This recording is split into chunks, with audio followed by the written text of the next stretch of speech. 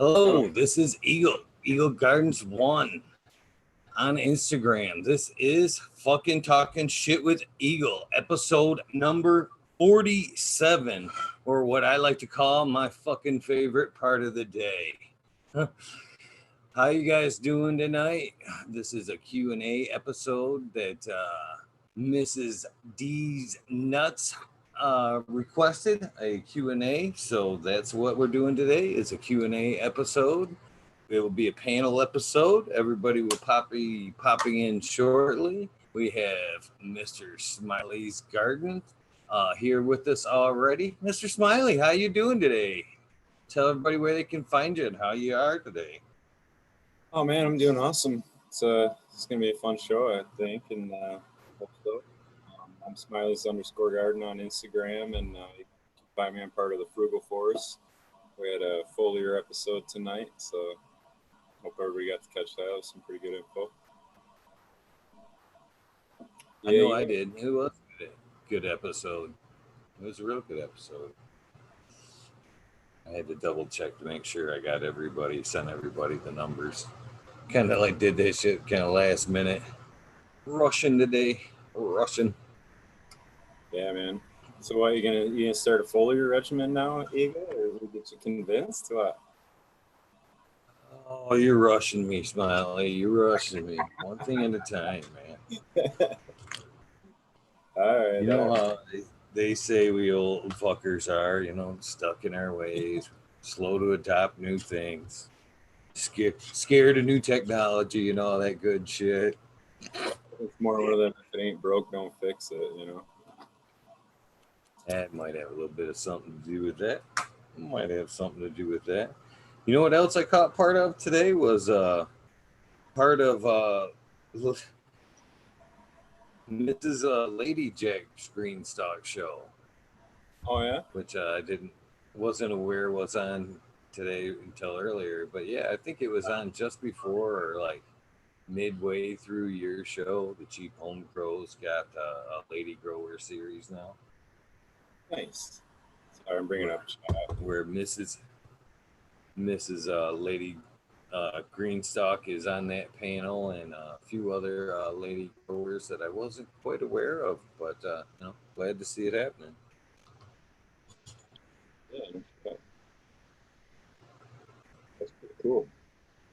Heck yeah. Not one person's checked their message yet. Jeez. Oh yeah. That's all right. Do a Q&A. It's all good. It's all good. They'll be here. I know they will. I know they will. And I had a pretty good day. Got a little bit of work done, not as much as I had hoped. Miss Cantaloupe, how you doing? How you doing tonight? Let's run down and say hello to people in chat since we're still kind of dragging our feet a little bit here. Michigan native, cheers. Big Jar Grows, welcome. UK SIF 420, how you doing? A Nova, how you doing? Rick Reed, Seth Burton, welcome. Thank you for joining us tonight. Miss Cantaloupe, always a pleasure. Tara Wilson, staple in the community almost everywhere, I believe.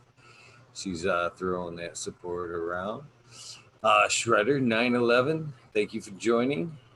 Modern Genetics, how you doing? I think I covered everybody thus far.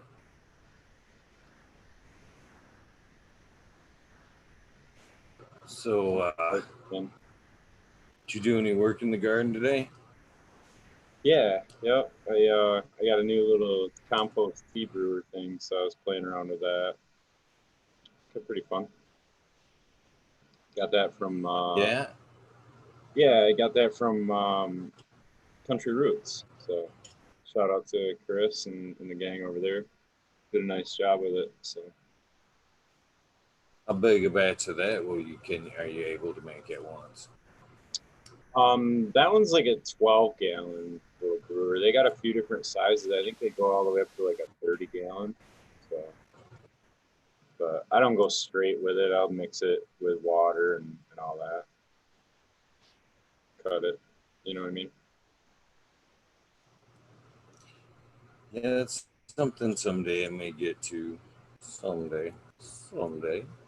Yeah. Yeah. You never know. I tried brewing some worm castings at one time, and it worked well. I don't know why I actually quit utilizing it. The worm castings? Yeah, it was the Cheap Home Grow show. It was on today on their network. Tara. Yeah, the cheap home girls cool show. But I don't know, man. I don't know if it's going to be a huge benefit or a huge difference. There's good and bad with it. So it's one of them things. Look into it and see if it's right for you. What all do you use in your brewer? What kind of stuff do you use in your teas? I'm pretty minimalist with it, so I look at the compost that I'm going to use, whether it's a worm casting or I'll use like that ancient forest, which is like the forest on this kind of stuff. But I kind of switch it up between different compost sources. But I look at that like the biology, and then I just put a very minimal amount of like a tablespoon of alfalfa, a tablespoon of kelp, and I usually will put in some insect grass and just a tablespoon of the fish hydrolysate. Sorry, I drew a blank there. And then I use that kind of for the food source. I don't add molasses or anything to it. Let them go.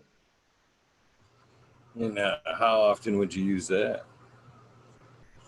I don't really do it on a regular. I don't know, once a month. I don't think it's like some of these guys go once a week, and even with recharge, they're hitting once a week. But I don't know. I mean, to me, there's I guess the way I visualize it is there's a balance. They kind of talked about it in a podcast I was listening to earlier too, but these guys go real deep into it. But you can basically collapse a colony by overdoing it too.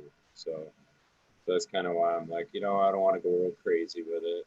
I want to add a ton of stuff, just get the biology loose in there. And to be honest, for most people, a compost extract is going to be better than doing a aerated tea because there's less risk of develop. If you have good, then you're basically just running. You just got to find good compost. So if you start out with bad compost and an extract, you're going to have bad biology. But you get good compost, and then you don't even have to aerate it. You can just basically, like I use thigh high or knee high pantyhose. So that's what I kind of use for the bag or whatever to put it in, and it seems to work pretty good as far as the mesh. And then you can just put it in something like that and wring it out a bunch of times. Get it wet, wring it out. You'll start to see the water turn dark color, and that's going to be your humic acids and all your shit there. So fun. Quick squish and poop. It does not sound good. No. No. How many different are? How can you tell? How do you keep it from going anaerobic? Will it go anaerobic? Is there certain like temperature zones you need to keep it in? Stuff like that. Yeah, that's the variable when you start to actively aerate them. Your compost tea is now you're basically setting it up like an incubator. So you got to make sure you're moving enough air, getting enough air, dissolved oxygen in the water. And the reason you don't want to go real heavy with like a sugar source is you can cause a really big bloom in biology to actually consume all the oxygen in the water and cause it to go anaerobic. So that's where and whatever sugar or food source you're adding, it's the best I've heard as far as guidelines is little is a lot. More less is more, so to speak. Because some of the guys I hear online or even recipes are like 3 tablespoons of molasses in a 4-gallon batch, and it's like, that's more molasses than professional guys use in 1,000 gallons from what I've heard from them. So stuff to consider. Just check in chat here. Heather Osborne says 3 gallons to a 10-gallon organic. As soon as I transplant them, I put them into flower. Do you think I have enough juice in the super soil to get them to the moon? I would say so, a 3 to a 10 in super soil, wouldn't you? Sorry, what was Mr. that? Smile? I'm getting crossed up here. Miss Cantaloupe's teasing me about runs in my pantyhose. So I missed it. I totally missed it. I think she's fine. Question was a 3-gallon to a 10-gallon inorganic, such as soon as I transplant them, I put them into flower. Do you think I have enough juice in the super soil to get them to the moon? Transplanting the 3 into a 10 just before flower. I'd say she's more than fine. Yeah, definitely. If you're If if it's fresh super soil mix, yeah, I would say that's more than enough. anything, maybe like a worm casting top feeding, maybe like week 2 or something like that, and should be good. Maybe 3. Yeah, but it's really going to depend on what's all in that super soil too. So a lot of times they have a good amount of worm casting in it. So certain things like so my opinion on like using a compost tea is something like that where you're starting a pot of fresh soil, and I mean, you give it a little boost of biology to get things kind of rocking and cooking and going. But like super soil, they'll typically mix that, set it off to the side after it's gotten wet, and let it do its heat cycle. So it should be already pretty well ready to go and have quite a bit in it. Cheers, Red Setter Farm. How you doing tonight? Canna Trooper, hello, welcome tonight. Johnny Crack Seeds, JD's. There was some more questions in here for us.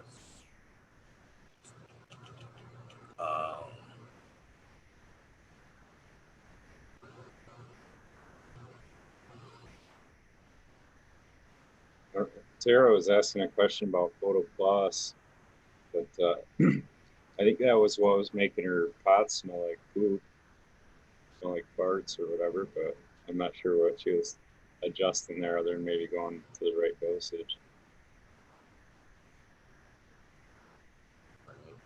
That one wasn't so much a question as an answer. It's hard. Not the one you just said. The question about bacteria. Bacteria, yeah, right. Smiley question there. What's up, American One? How you doing, man?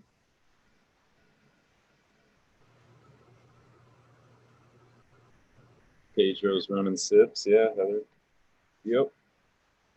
They rock and roll too. That's actually the style I'm using for the grow up. So, and for a reason. Yeah,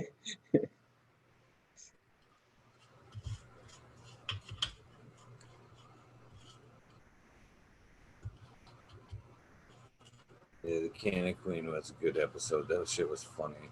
Talking about her and Jay. Squirrel! Squirrel. Yeah. I gotta get one lit up here, man. I'm No, and I'm fucking falling behind. I'm rolling up some Primal Punch over here. Woody, that sounds East so delicious, Coast. dude. The way you describe that banana just makes me drool every time. Oh, it's so good. So, I didn't get in trouble, but man, I'm almost wondering if everybody didn't think that it was supposed to be like later on. You know what I mean? On the after show. Oh, maybe. Said a lot. Said the time. It's all right. We can read Nerded Out. I'll answer some hydro questions, whatever. It's mine. Do my best. Maybe Red Sitter will jump on. Throw the hydro. Red Setter's always welcome. Red Setter's always welcome. Enjoy Red. Good dude. Shredder's asking about the SIPS containers, so and facultative anaerobes. So basically, facultative bacteria or anaerobes are are bacteria that can switch from being anaerobic to being aerobic. And they can operate in both. That's my basic understanding of it. And I do know they can be a range of different things. So past that, I just try to use the EM1 because I know that is supplying those for that subsystem. So I think that's kind of a critical piece along with the grow kashi that they recommend or is recommended to run on the top there, because that's the proper biology you're wanting to get in that container. I hope that answers, man. I mean, there's a lot of shit about it that goes real deep and crazy. I could probably direct you to some like podcasts if you really want to geek out on it. Mana Wade, any advice on hempy? Before you get to that though, before you go there, Anova, you've led to a good point. They may be watching UFC 249. And if anybody else is watching UFC 249 while they're watching this, please keep me updated. That's the Ferguson fight? Is that the one, Ferguson and Gaethje? Yeah. I was going to fucking order it and have it like playing in the background, but I just couldn't come off that $84. So yeah, that'd be a real good fight. I was looking forward to watching that one too. And last time fucking YouTube did it. Usually you can like within a few hours get on YouTube and fucking catch, some kind of version of that shit. You know what I mean? But that McGregor fight last time, man, YouTube did a hell of a job of keeping that shit off until days later. I was bummed. That's how they make their money, man. That's going to be a big issue now because no live audiences. So I think their whole income on that fight was off from pay-per-view and whatever they could generate from that, Well, they were going to do well, nonetheless, with no other sports going on right now. Yeah. All the sports gambling guys are going crazy. Probably gambling on when the shit's going to end. See, I kind of fucking shelved fucking a lot of sports for a long time. And I'm just kind of getting back into watching UFC. Because there was a long time where I just, having all girls, I just didn't have a lot of room in my life for sports. They weren't into it. I couldn't watch it. Wasn't playing at all. Or, into it at the time. So I was just like, fuck it. Yeah. Jimmy Crack Seeds is shout out to you in chat there. He's asking about switching nutrients in the middle of a run. So this might be up more your alley, Eagle, because you change different nutrients, I know. But he's asking if you started with advanced nutrients, is it okay if you were halfway through the cycle and switch to, say, like a Dutch Pro nutrients, or should you stay with the same? Would it hurt the ladies or be any detriment? I would, if I could, I would try to complete the run with the same line. But if it just came down to a matter of cost and you couldn't, because I understand like Advanced is a super expensive line and you can run out of certain elements of the line and still have a bunch of it. So sometimes it's hard to quit the whole line all at once. But if you were going to do it and they had really no choice and you're going to switch lines, I would suggest kind of flushing that system out first. Give it a couple good pH, straight waters, and then start a new regimen with the new nutrients at a lighter dose and kind of beef it up a little bit until they're comfortable again with the new line. So what's going on, Charlie's? I'm just going to bring you into the conversation, Charlie. What do you think about switching nutrient line in the middle of a run? Say you started off with Advanced and you want to switch to a different line. What are your thoughts? Is that going to be a problem for girls? Or? Yeah, I've never had. Can you guys hear me okay, first of all? It's a little light, but... It's a little light? Yeah, let me see if I can fix that. Thank you, by the way. Thanks. It's an honor to be here again. Thanks, Eagle. Thanks, Smiley. You're right on, man. I saw your garden today. That thing's looking primo, man. Primo. Yeah, I've never had a problem. I've done it before. You run out of the newts that you have. You get some stuff that you have left over from before, and as long as it's still good, I've never had a problem with that. I've done it from going from General Hydro, and then I actually got it when I was working at the store. I got the RX Green Solutions, their veg A and B, and just tried it for shits and giggles. Never had a problem with it. You know, done it with the Soul Synthetic line from Roots Organic. Never had a problem with that one either. So I've just never had a problem with it myself personally. So yeah, and I don't think it would be an issue. The times I've ever seen guys have an issue is when they mix and match in between lineups, because that's been the thing I've noticed is like it seems like all the lines are pretty well at covering the main 16 or 18 nutrients, whatever.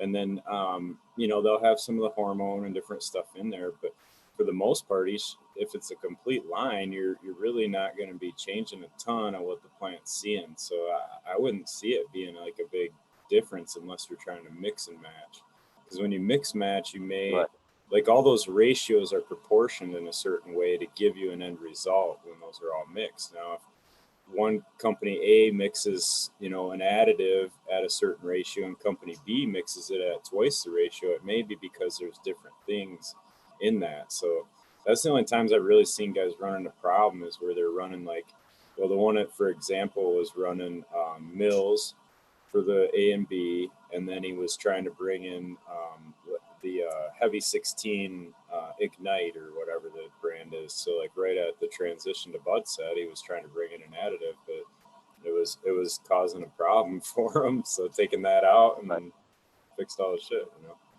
But that would be the only thing that would be in a problem. Yeah, I mean, I've never done it right at the beginning of flower or, you know, in veg right before they're going to go into flower. I've never done that. When I ran my my Lucas formula with the General Hydro, I'd run. I was mixing and matching there. I would do my, you know, my micro and bloom. Didn't use the veg at all, and then I would add Botanicare's CalMag Plus. On top of that, when I went into flower, you know, what else was I adding? I think that was about it. I mean, I had other general products like Floralicious Plus I would add in veg.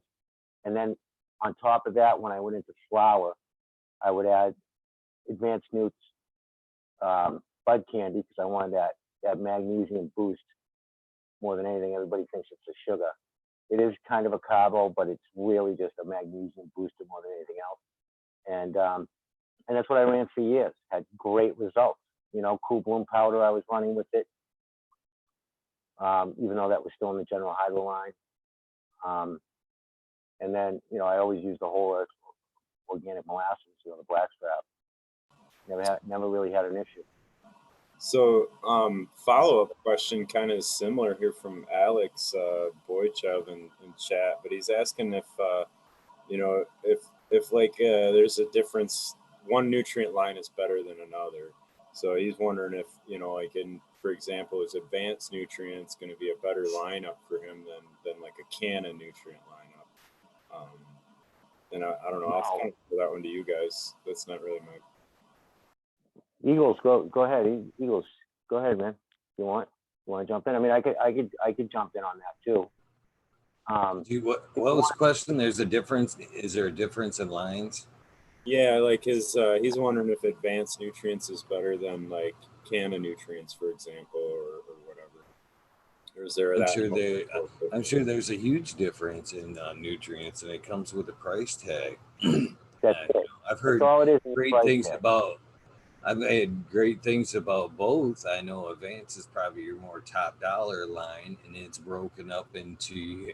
The reason for that is it's broken up into so many fucking products to juice your line. Canna, I've always heard, is a super stable nutrient lineup. both are good, but is there a difference one to the other? Price tag, quality? I'm sure a little bit. You know, it's what you can afford. Go with the best of what you can afford. If you can, you know, afford the race car and you're happy with that, you know, go with that. Personally, Advanced is good. I just think they're overpriced, and you're going to have a lot of bottles. And if you're just starting out and you have the money, go for it. I just don't think that you should invest that kind of money, well, especially if you're just starting out with a lot of bottles. Keep it simple. To confuse yourself, yeah. Right. And that was going to be my suggestion too. Yeah. Keep it simple. Don't overdo it, because a lot of those, in my opinion, a lot of that stuff's gimmicky anyway. The you know, the additive bottles, but until you really got experience at growing and what your nutrients doing, a lot of them additives you're not even going to notice the difference. So you know, it's a waste of money in my opinion initially, but I think it is better to go with a complete line, because you kind of followed that up with a second question. So I do think it's better to have a complete line. In my opinion, you're better off getting it in a powder form. I was almost going to suggest that, like, if you're a starting grower, just to find a good A and B system, maybe like a Floraflex or something like that. So, you know, then master the A and B, or maybe even a 3-part system. And then if you're not happy with whatever you're running at that, you know, mix it up to the next step. But like we're like kind of stated with Charlie, and you hit on too, don't make your first run as confusing as fucking possible, because then from there on, your answer for everything is going to be add a little more of this, add a little more of that, and then that's quickly the answer to that's quickly the recipe to a bad grow right there. It's just to keep adding, and you'll find yourself. And the guys that a lot of times, if you're not frequent or good to the people at the grocery store, they're happy to sell you whatever you're running in there. I got a green leaf. What's the matter with this? Well, I got something for that. A lot of times, if you're not frequent and you really talk with them guys, if you don't ask questions, they'll sell you anything you want to carry up to the counter if you don't ask questions. So I agree with that 100%. I hope that answered. I was going to go back to, sorry, Manny. We missed a question earlier about hempy buckets. Now, I understand the concept a little bit, but I've never personally ran them, so I wouldn't be able to speak out of experience. I don't know if you guys have run a hempy bucket at all or understand. I haven't run the hempy bucket. So I'll describe it to you a little bit. It's all perlite to my understanding, and they basically run the plant supported, and you can fill the bucket with nutrient and they let the roots grow down into it. And then I've seen somewhere that I kind of brought that up one night, and you guys looked at me like I was fucking nuts. I'd never heard to it as a hempy system, but I know fucking burner rolls like that, and his grows are 100% perlite. It's definitely an old school way to go, and Scotty Rio always talks about it on the Dude Grows show. So I guess if anything, I would try to seek out somebody like him who's got some real experience using them. Because I mean, I understand it, but I really wouldn't be able to talk on what's going to be an issue for it. Yeah, years ago, and I'm talking 15, 20 years ago, it was an ebb and flow. It was a homemade little box that I had done, probably a 5x5 or 6x6 that I built, and I ran it straight vermiculite. It's almost, you know, a little perlite in there, but that was it. And it was a wick system, so it was just an ebb and flow. And as long as your pH was on, it was, you know, I could set it and forget it for a few days. I check it every 3-4 days. But I've never grown in straight perlite. I've never grown in you know, I've done, you know, DWC. I've run in straight hydroton, however you want to say it. Great techniques if you're willing to, especially hydroton, if you're willing to pick up 50-pound buckets if you got to move them, you know. If you can keep, and then you got to clean it, and that's a real pain in the ass too. After every run, if you're doing buckets, or even if you fill a 4x4 tray with an ebb and flow. Great technique, but you're going to have to clean that stuff every time. You can't move the trays if you need to move it, or the plants. They got to stay. If you're just filling it, you know, learn that through the hard knocks. You know what I mean? So, but yeah, there's, you know, you can grow in almost anything, you know. So, but I've never done straight perlite. I can see how it works though. So there's another question from Shredder about using CalMag and Epsom salt together. I really wouldn't see the reason to do them together because you're going to double up on your magnesium. So Epsom salt's magnesium sulfate. And so usually you're going to, I mean, a lot of guys I know are using that as opposed to a CalMag if you're trying to address a magnesium, because the calcium nitrate and magnesium nitrate actually is not exactly I guess I'm saying that wrong. Calcium is the one that everybody's kind of misnomering on that one, because the nitrate. You know, only in the instance I would say is if you were like running CalMag on a normal regimen, and you were 100% positive your plant was it was a strain that was running mag deficient, maybe under LAD. Maybe just in that instance, maybe a little bit here and there on top of the CalMag, just to you know, remedy that deficiency if it's well known. But I wouldn't, as a steady regimen, I wouldn't put them together. Just that if you could actually call out that one deficiency, if you could actually see if the plant was 100%, you know, if your CalMag was in your regimen all the time and you were seeing that strain was deficient in mag, then yeah, maybe add a little bit of Epsom salt at that time, but not both together in a steady regimen. I think that would be overkill. Yeah, it's pretty redundant. That's the only thing I can say. I'd run one or the other. If you see one that's a heavy feeder, you run out of something, the CalMag or something, yeah, throw a little bit of Epsom salt in there. But you know, but no, even heavy feeders, the CalMag, especially the chronic care CalMag. I mean, I haven't used it in a few years, but it's still, if I ever saw some reason had a super heavy feeder and had to throw a little bit in there, that stuff is gold as far as I'm concerned. If you're running synthetics, you know, because you're gonna get that little bit of iron boost in there, you're gonna get a little bit of a nitrogen boost in there. That's where your plus comes from, plus your calcium, magnesium. So there's no need, you know, it's an all-in-one. That's why I think it's so good. For a synthetic, I've always found it to be very clean. So, but you don't want to be redundant on it. You know, less is more. Less is more. Less is more. That's my mantra. So shout out to Mystic Marks here, is because I like this comment, and he likes to use Epsom as a foliar to test for the deficiency first. So basically, what he's getting at is mixing the Epsom salt. If you think you have a magnesium deficiency, mix the Epsom salt up, do a foliar spray, and you should see a noticeable change in that plant. So a lot of times it's a yellowing, I believe, is the mag deficiency. And you should see a green up from that foliar spray in an hour if you're addressing the right thing. So, yeah, I like that answer. I did see that in there as well. That was a great answer. Smart, very smart. Always test one plant first. Don't go spray your whole crop. That's always my little thing too. Test the plant first, and then don't want to ruin a whole crop. You know, magnesium can be, you know, Epsom salt too could be a little bit of a booster too in flowers. So, you know, there are applications, I'm sure, you know, for it. But they were just, you know, you don't want to get redundant on it. Those brown spots will tell you right away on your plant if you get the CalMag lockout, or not enough of it, rather, I should say, not lockout, but you're not getting enough of it. Keep your eye on the clawing leaf. You start getting some clawing. You know, I know nutrients can be some of the toughest things to get your head wrapped around for new growers. There's no question about it.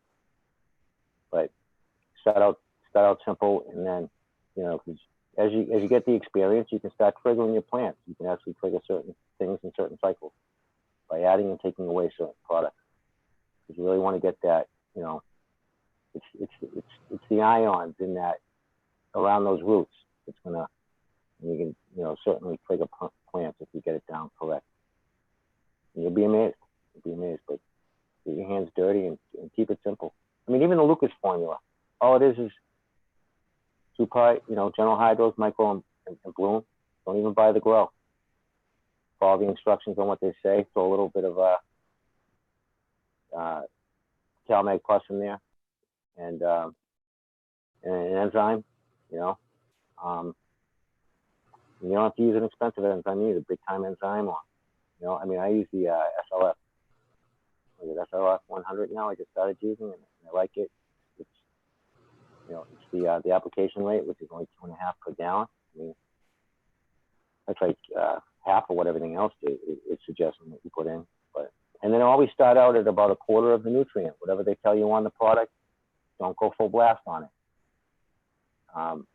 Start out with a quarter of it. You can always amp it up. Always, you know, just like in cooking, you can always take away. I mean, you can always put in, add. You can't take away. So I always look at growing just like our bodies work.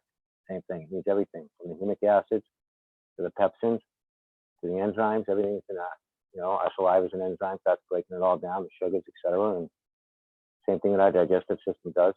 It's basically what the plant's doing. The same thing, just in a different form. So keep it simple. Keep it simple. But always quarter. That's, I always stress that. You know, they want you to use their products. They want you to have to run back to the store and buy more. That's all they want. Separate you from your money.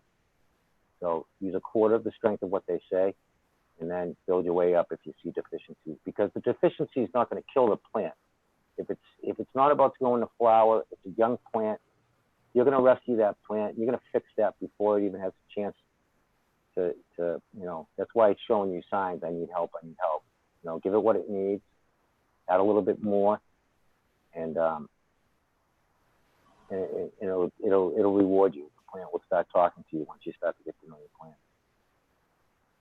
and what they're going to do. The Red Setter's getting blown up in questions here in chat. Red, you might as well just jump on the show. I don't know. I shot him the numbers like 4 minutes ago. So. Might as well just jump in here and talk. It's easier to just answer. I wasn't even when I was guilty. I lost control of my mouth, so I was trying to fucking get it going. Yeah, there was a question too, and chat kind of moved along, and I didn't scroll back, but there was a question about a specific like pH perfect, advanced nutrients, pH perfect, and good or bad. But I would just say, you know, a lot of that stuff, like I guess early on for me and when I started growing, I thought there was kind of magic in a bottle, so to speak, right? You get these, you got to have the right additive at the right time, and there's a certain thing. But you know, the more I learned about it, and I think you guys would probably agree with this, if I were to look back and do things differently, I would spend the majority of my money on squaring up my environment and making sure that is good and I have a quality light source. Because the nutrients, in my opinion, is further down the priority list, you know, because those things have to be correct to even know what really, you know, what's going to be an advantage or a disadvantage for you in a certain nutrient. And that's just my opinion on how you're going to run it or apply it. But light and environment would be where I would suggest anybody focus, I guess. No, you're right on point with that. Environment. Your environment's going to affect your root zone. People don't take that into effect. You know, that's why I can grow something, give you a cut of it, Smiley. You're going to come up with a completely different, sometimes looking flower fruit in the end. Is your environment, your ambient environment going to affect that the plants are getting is going to affect the rhizosphere, you know, your root zone. I'm not trying to be Mr. Doctor here or anything, but it's going to affect it. Your CO2 levels in your environment, wherever you are, could be different. Your oxygen levels can be different, and that does affect what's going on in your soil. It's all connected with the ions, again, positive and negative ions. So that's why, you know, even in this, you know, down the street next door, you can have a grow. Kevin Jodrich says it. You know, he has farmers on the other side of the mountain from where he's at. his outdoor is, and they grow the same thing, but it looks completely different terpene profiles, and everything. Just because of, you know, there's more wind on that side of the mountain than on his side of the mountain. More moisture on his side of the mountain than there is on the other side of the mountain, and that affects everything. It absolutely affects everything. What the plant's going to transpire and also take in through its stamens on the, you know, the opposite side, the stigmatas, I believe. Getting a little confused here. I'm thinking too quick. A little nervous, guys. So, but yeah, it just, the environment means everything. You know, your nutrients mean just as much too, but you can just follow the recipe there. You know, your environment is something you have to tweak. So, you know, following instructions on a bottle, anybody can do. But getting your environment right is definitely number one. Yeah, and to me, that's like, if you don't got that square, you're not going to notice any advantage or disadvantage between any nutrient either, whether that's organic or a chemical or whatever. You know what I mean? Because your environment affects that so much. So Right. I just see that a lot where, you know, everything's thought to be a deficiency, but, you know, a lot of times it's not necessarily a deficiency, and there's, you know, a low humidity, or there's a hot spot under a light, or, you know what I mean? There's just so many other things that'll play a role. So, I don't know. And the way your plants react in veg, they can take up a lot of abuse, a lot of swings. They can take a lot more abuse in veg than when you're in the flower. That's the other thing to remind people is they're going to get a real finicky, some, not all. That's why you try to start out with a strain that's easy to grow or considered easy to grow. And start out with something that's going to be easy. You know, don't dump, you know, I don't know, I used to say this at the store. Don't dump a lot of money into a lot of equipment. If you've never done it before, start out small and then work your way up. If you have the space and you know what, you have that kind of money anyway, you're going to be able to, you know, you're going to be able to expand. So start off small and then work your way up. You know, start with a plant, or 4 plants, whatever the case, and then go from there.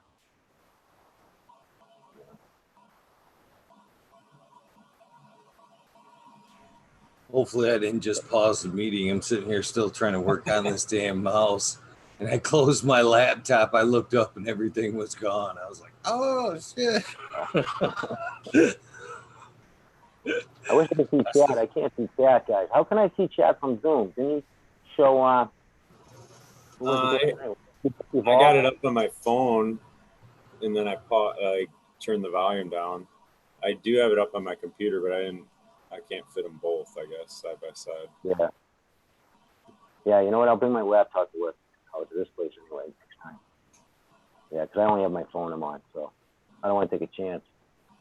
Last time it just froze my ugly face right on that screen. Yeah. And I didn't even know. I was like, oh, shit. Yeah. No. It's been a long couple days. Well, tell us, since we're not working on another question, what some of the upgrades you got going on over there, Farmer Weller? Yeah, we just yeah, a friend of mine and I we got another space, you know, thankfully, and we just hung another 8 lights. We're just doing a couple of 4x4s on the Gavitas. We got Gavitas, the Superwoman, and double-ended, and we're gonna we're doing just 4x4s. Ebb and flow is simple. Set it, forget it. You know, we got I think it's a 3-ton mini split that we got, and that's the last thing that we have to put in. But everything else is pretty much hung and ready to go. I just some of the clones that I took the other day, I think we're gonna throw over in there. So this room here is pretty much filled. I don't know if you guys can see it, but you know, I got everything pretty much transplanted, and then we've got another just a small 10x10 tent that we have going, and we've got a couple of the SF4000s. We got 4 of them actually in there, and I'm gonna see what we can do with those. So he's run the SF4000 Spider Farm before, and he really likes them. They're really inexpensive for the 4000. They're only, you know, we're under $6 or something on Amazon. So 4 or 6, I can't remember which. I think we're starting with 4, and then once we have our first crop, we'll go out and get a couple more. But So what I want to do though in the tent is I'm thinking anyway that I want to try digging up my old recipe for my super soil. It's somewhere. I've been trying to look for it the last couple of days, but and going with the coast of Maine. I want to try that coast of Maine, like was it Kenio that you had on from those guys from up in Maine? Yeah, I actually use the lobster, the coast of Maine lobster compost. I use that in my soil mix. Yeah. Yeah, I've got a bag of the platinum right here that I'm gonna try a couple of plants here with, and then I think we're gonna go with the tent. We're gonna use that. We'll see though. I kind of wanted to get it going a little bit faster than waiting for that to bake 2 and 3 months. You know what I mean? So we'll see. Still kind of up in the air. Yeah. Holy shit! Who's this guy? Holy shit! You're gonna love it, Smiley. Guess who had a nap? Oh man. Yeah, freshly shaved too. Got to go back to work, huh? Yeah. Back to reality. Yeah. That's cool though. I probably look stupid to everybody on YouTube because on here it showed you popping in, and I didn't realize it wasn't going to show on YouTube, so I went boom like this, and it probably looked stupid. It would have looked cooler if you showed up. Yeah, had to get stuff cracking. Like I said, I had the alarm set, and you know, I just made fresh edibles this morning, so they knocked me out.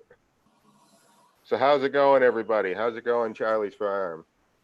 Good to see you, man. How you doing? How you doing, Boom? Super glad you could make it tonight. Yeah, A little jealous. I swear to God, I had my fucking Slayer shirt in hand I was going to wear tonight. And then Boom had to fucking come show me off. God damn it. That's fucking awesome shirt, too. God damn it. I knew I should have wore it. Ah, well. Boom's got the Slayer covered anyway. That's a great white north up there treating you. How's the great white north treating you up there, Boom? Oh, always a good time. Yep. Warmer weather now. Yeah, I got in-laws in Toronto. And then I have some that are, I don't know where you are, but there's one of my wife's cousins that live way up there, you know. They say it's, yeah, I actually went to a wedding about a year ago, finally up in Toronto. Finally went up and met them. It's only been 15 years, but yeah. Great We're in people. the way up category over here. We're not quite north of the 60, but we're right there. Yeah, yeah. Must be nice getting the warm weather, huh? I can imagine. Yeah. How's the garden doing? Nice. Yep, just chopped her down, so taking a little bit of time for a reset. I got a couple seedlings going. I'm gonna try some new stuff, look for some new flavors. I've picked my keeper from my last round and got rid of everything else, so on to some new stuff. Nice. Yeah, I brought some seeds in with me today just to go through them and see what I want to craft for the spring. Yeah, hey, what are you looking at? You let chat pick, Charlie? Is that what you're saying? What's that? You let chat pick or something? Eagle had a pick in his next seed shot. I just caught that tonight. I caught the tail end. That's on the download, guys. Now, only one of those strains is supposed to be talked about. I'm serious. I got an email today that said, yeah, I'd like to stay ahead of the testers, and now the testers want to run wedding cake. So if you could not post any more pictures about that, because you've started a little bit of shit. That's awesome. He has to laugh about that though, man. He can't blame you. He just sent you 3 packs of fire, like you're not gonna crack it. I had specific instructions to start with the GMO, but there was nothing saying you couldn't fucking throw them all down. That's what I mean. He's got to laugh about that. That's funny though. You're excited about it. What's the, you know what I'm saying? It's a compliment, really. I thought so. So it worked out pretty well, though. I was happy with their choice, Charlie. If you do let them run with that, What's that? Say it again. Sorry. letting What's that? Chad pick your next strain. I did narrow it down. I will say that I narrowed it down. I know one I'm definitely gonna crack, and that's I have an archives Dosidone number 22. Even though it's an F2, I'm gonna crack these right here. You guys can see that. Should be fire right there, man. We got those right there. So yeah, we're gonna definitely crack those. And then I have you guys familiar with pH Nerd? Used to be with Ocean Grown. You know, I know Eagles. I know you know. Yeah, yeah. Yeah, I have a spot in Kush here. We're definitely gonna be doing the spot in Kush. And then I have one from him too as well. That's the I have a Casey Jones. We're going to be doing a little Casey Jones. I haven't grown Casey Jones before, so we need a little sativa in there as well, definitely. And then I got the Jedi. I got so many Ocean Grown, but I'm gonna lay off Ocean Grown for a few. But even though I have one that is definitely gonna make the mix, is, if I can find it right here, it's the it's Nerds, pH Nerds from Spot and Family Genetics. It's his BTY OG crossed with his Spot and Kush, and it's pretty insane. I grew it out before. It was a huge hit. I didn't take a keeper off it because they had a couple of other like Spot and crosses in there, and damn it, if you know, it's always the one that you don't take a cut from. It's been everyone's been screaming for.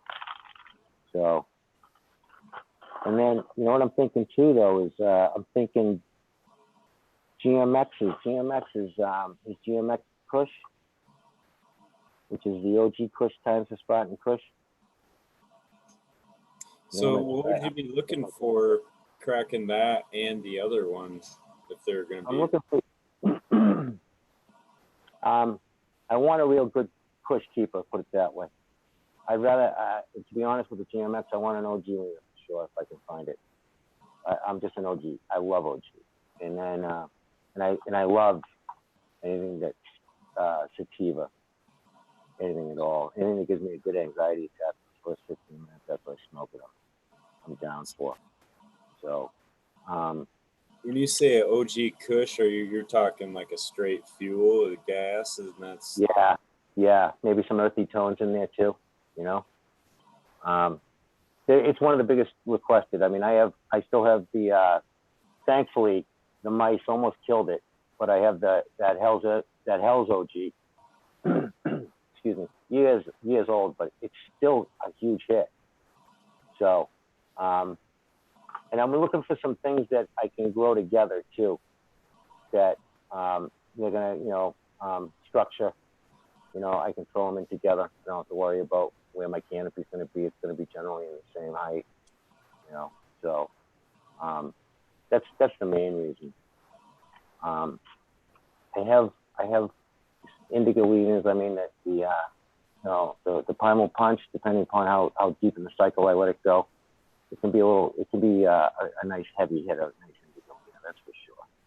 I still have the other thing too, though. I got these old Joker genetics, the old ones that came in the old files. Can you guys see that with the? Oh yeah. Yeah, no. It's been so long. Now they have been stored correctly, cool, dry, dark place. I can't remember I got to look them up, but I can't remember what the initial stand for. If anybody's out there, I was going through these tonight. This one here says JDL. I can't remember the life of me, but I haven't had a chance to go onto Instagram and look them up or DM them yet. And this one right here, I can't remember. That one right there, OG something. I just can't remember. OG.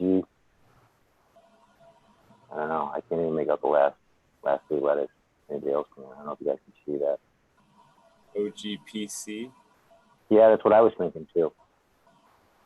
Or OG5 maybe? Yeah, maybe. It almost looks like a 2 at the end, though. I don't know if it shows up correctly on your end, but Yeah, do I have that? Yeah, there we go. Almost looks like there a you go, 2. man. You got the mystery fire. Yeah, I have red from, line too. So the go ahead, P2 Boom. from Mr. Soul was like part of his back cross to the Cinderella 99. So it's like the Right. P50, the P75, That's right. that That's whole right. line. Yeah, it's the GMX right there. It's the GMX. GMX Kush that I have. Well, anything with that spot in it, just been a huge hit. I mean, I love it. It's the terps are just beautiful, fiery, gassy. I ran his F2 line as a tester to the Bewitched, and God, those F2s, I'll tell you, I think I got 9, 10 females. I think maybe even 10 females out of the 13 beans I cracked. And potentially every one of them could have been a keeper. The expressions that came through, from the colors to the terp profile, real earthy, real woody ones. I also had real gassy, some with some real sweet undertones. And then, you know what I did like though, from what did I get from him that had the I think it was the Bewitched line. I ended up getting a couple of the cupcake phenols. I don't know if you guys ever heard of that one. It smelled just like cupcake batter. It was pretty insane.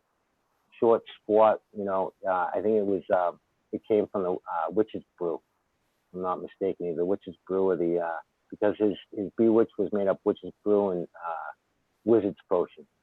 So it was some pretty insane. I think and then I got one of the testers of those F2s was a monster producer.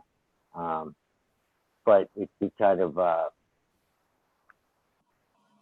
it would make big nugs, nice baseball bat nugs, but it was and it was but I had to let it go too deep. It was definitely something I had to finish. I had to let it go at least 10 and a half, 11 weeks, and I can't have something that's gonna go that long. Not in this place. Now with the other places, that's what I'm hoping. That's where another thing I can get the timing down right. So because with some of these sativas, I have one now. That's right, my GMO. Man, does that like to go long? That goes deep, about 11 and a half weeks. Finishes off. Boom. Beautiful. I'm sorry, Charlie, to interrupt you. Boom just fucking freaked me out with his fucking background there. He just like fucking emerged from that fucking bud lips first. I caught that too. I was cracking up. Good. I'm glad it wasn't just me because I was reading chat and I looked over, I just kind of see his lips and face is coming right out of that bud. And I was like, what It the shows fuck? on his teeth. Was that like that before? That's pretty Some fun. days I can get it to work. Some days it doesn't want to work, and I'm just stuck in it. We flipped that light on at work today. We got lucky. Funny, that freaked me the That fuck was out. awesome. Hello, Mrs. Dz Nugz. This is the episode that she requested when she heard we had I had an open spot tonight and was debating on whether or not I should do a guest or what. She was the one that was like, I'd really appreciate it if you would do a Q&A because I was kind of hitting around to see if you guys just wanted to kind of hang out, party, and talk anyway. But she was like, yeah, it'd be nice if you guys could actually answer some questions. I was like, yeah, sure. If you guys want it, I'll do my best to put something together for you. But I've been anxious to get Boom back on no matter what. He's back to work and fucking hard to get. You don't get to hang out so much anymore.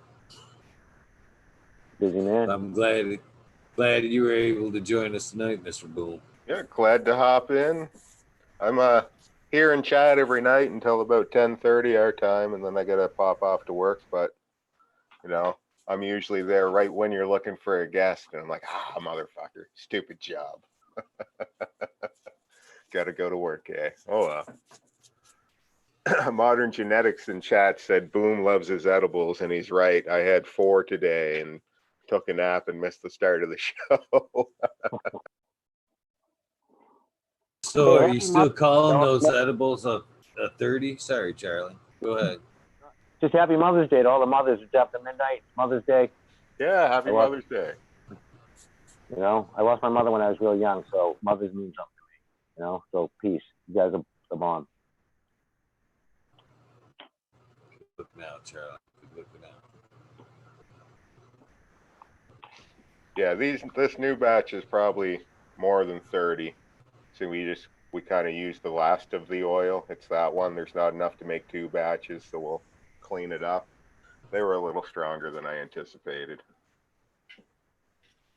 They work though.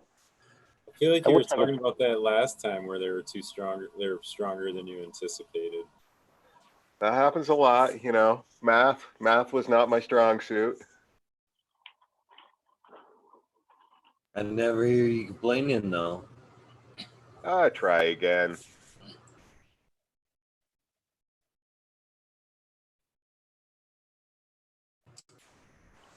Call you the Edison of the edibles. Yeah.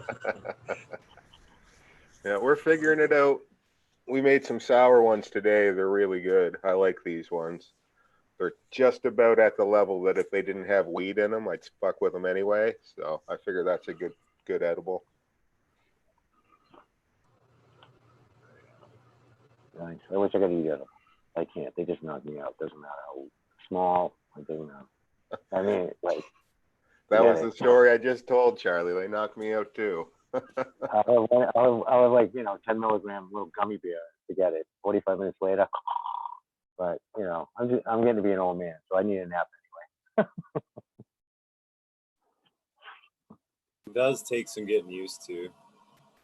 I'm saying I would say I'm getting a little better where I can actually take a 50 milligram and not be zonked, but I went through phases with them. I used to be really good at taking them, and then I'd have like a small one, like, you know, 60 milligrams, and I'd be leveled for like hours. And then I was back good again. Maybe I'm on a downward slope on my tolerance again. Maybe they are only 30 and they're putting me out. Who knows? Yeah.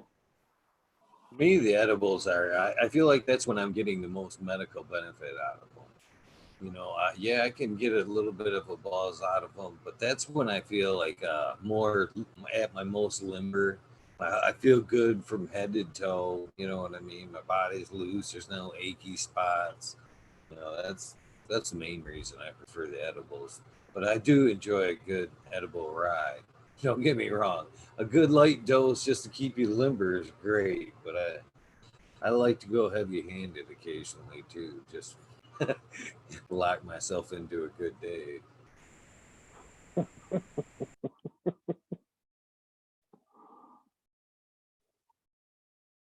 How you liking those generic newts?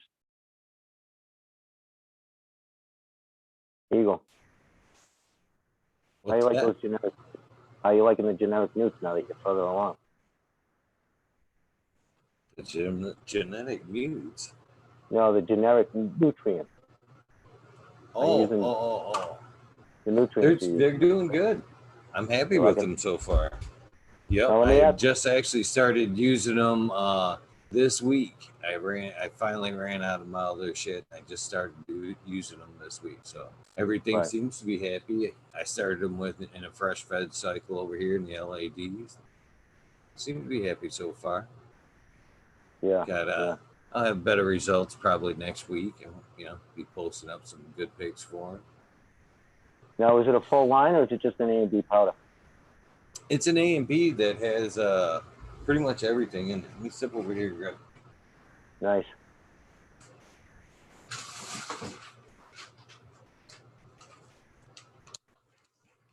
It is an A and B, and it has it's pretty much a custom blend 314 with Cal Mag and micros in it. Nice. Very nice. Simple. I like that. We were talking about simplicity earlier. It doesn't get much simpler than that right there. No.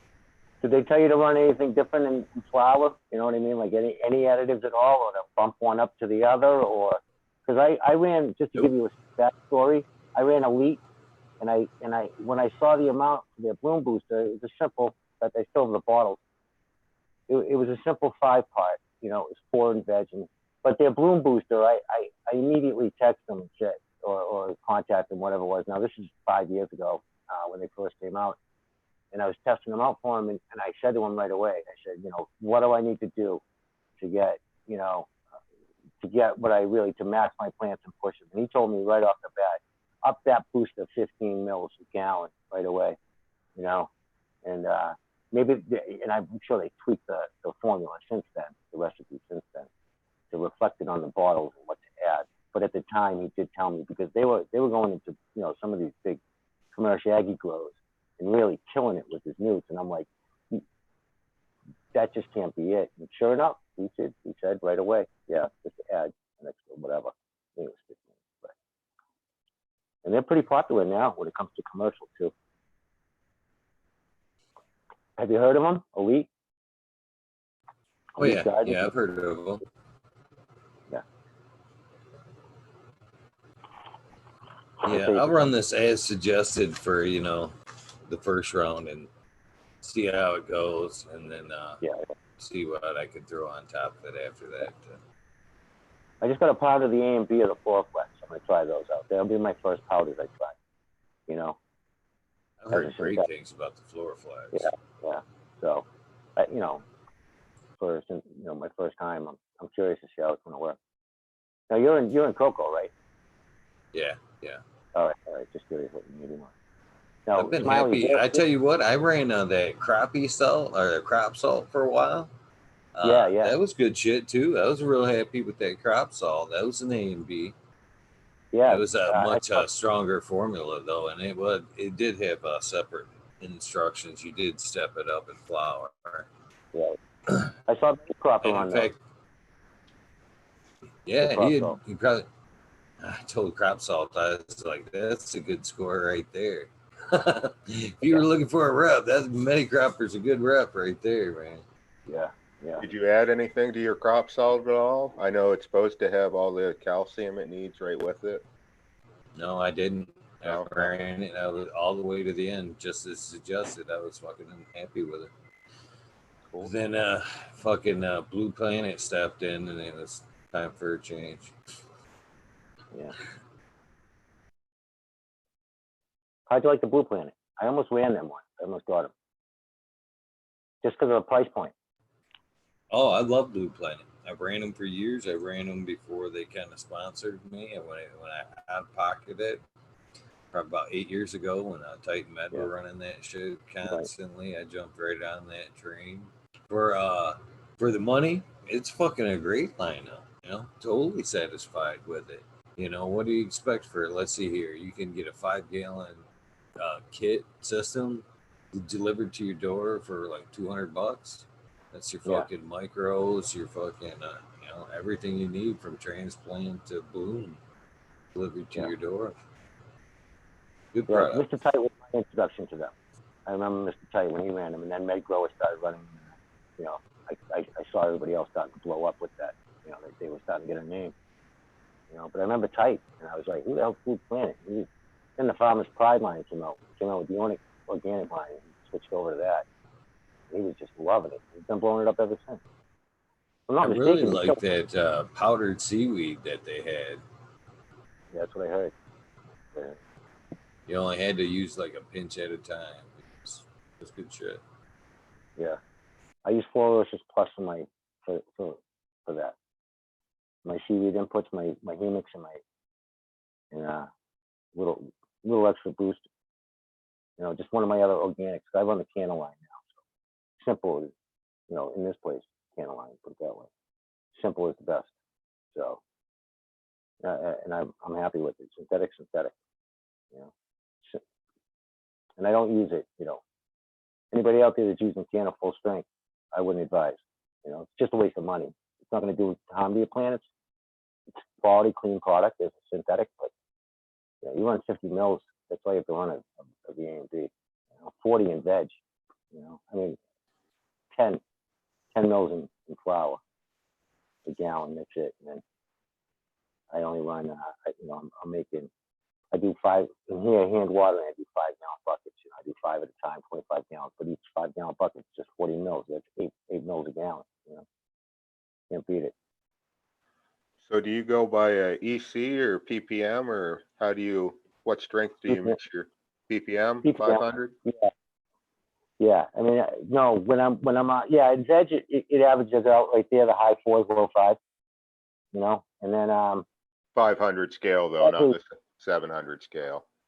No, and then on the flour, I don't go above. I think the max with the PK 1314 is only 950. I think and that's max. Usually I hover right around 9.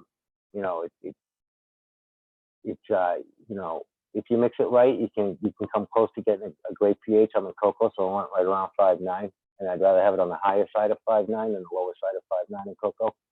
So I do my A and B, and then I do my boost, and I can get it right around 6.1, 6.2, and then just a couple of drops of it down. So I don't like to have it down, up or down too much. So most I ever give a 5-gallon bucket would be 5 drops, 6 drops, you know. So that's it. It's pretty much right on. I mean, I could do it in my sleep at this point. It's been years. You know, I know what I'm going to get.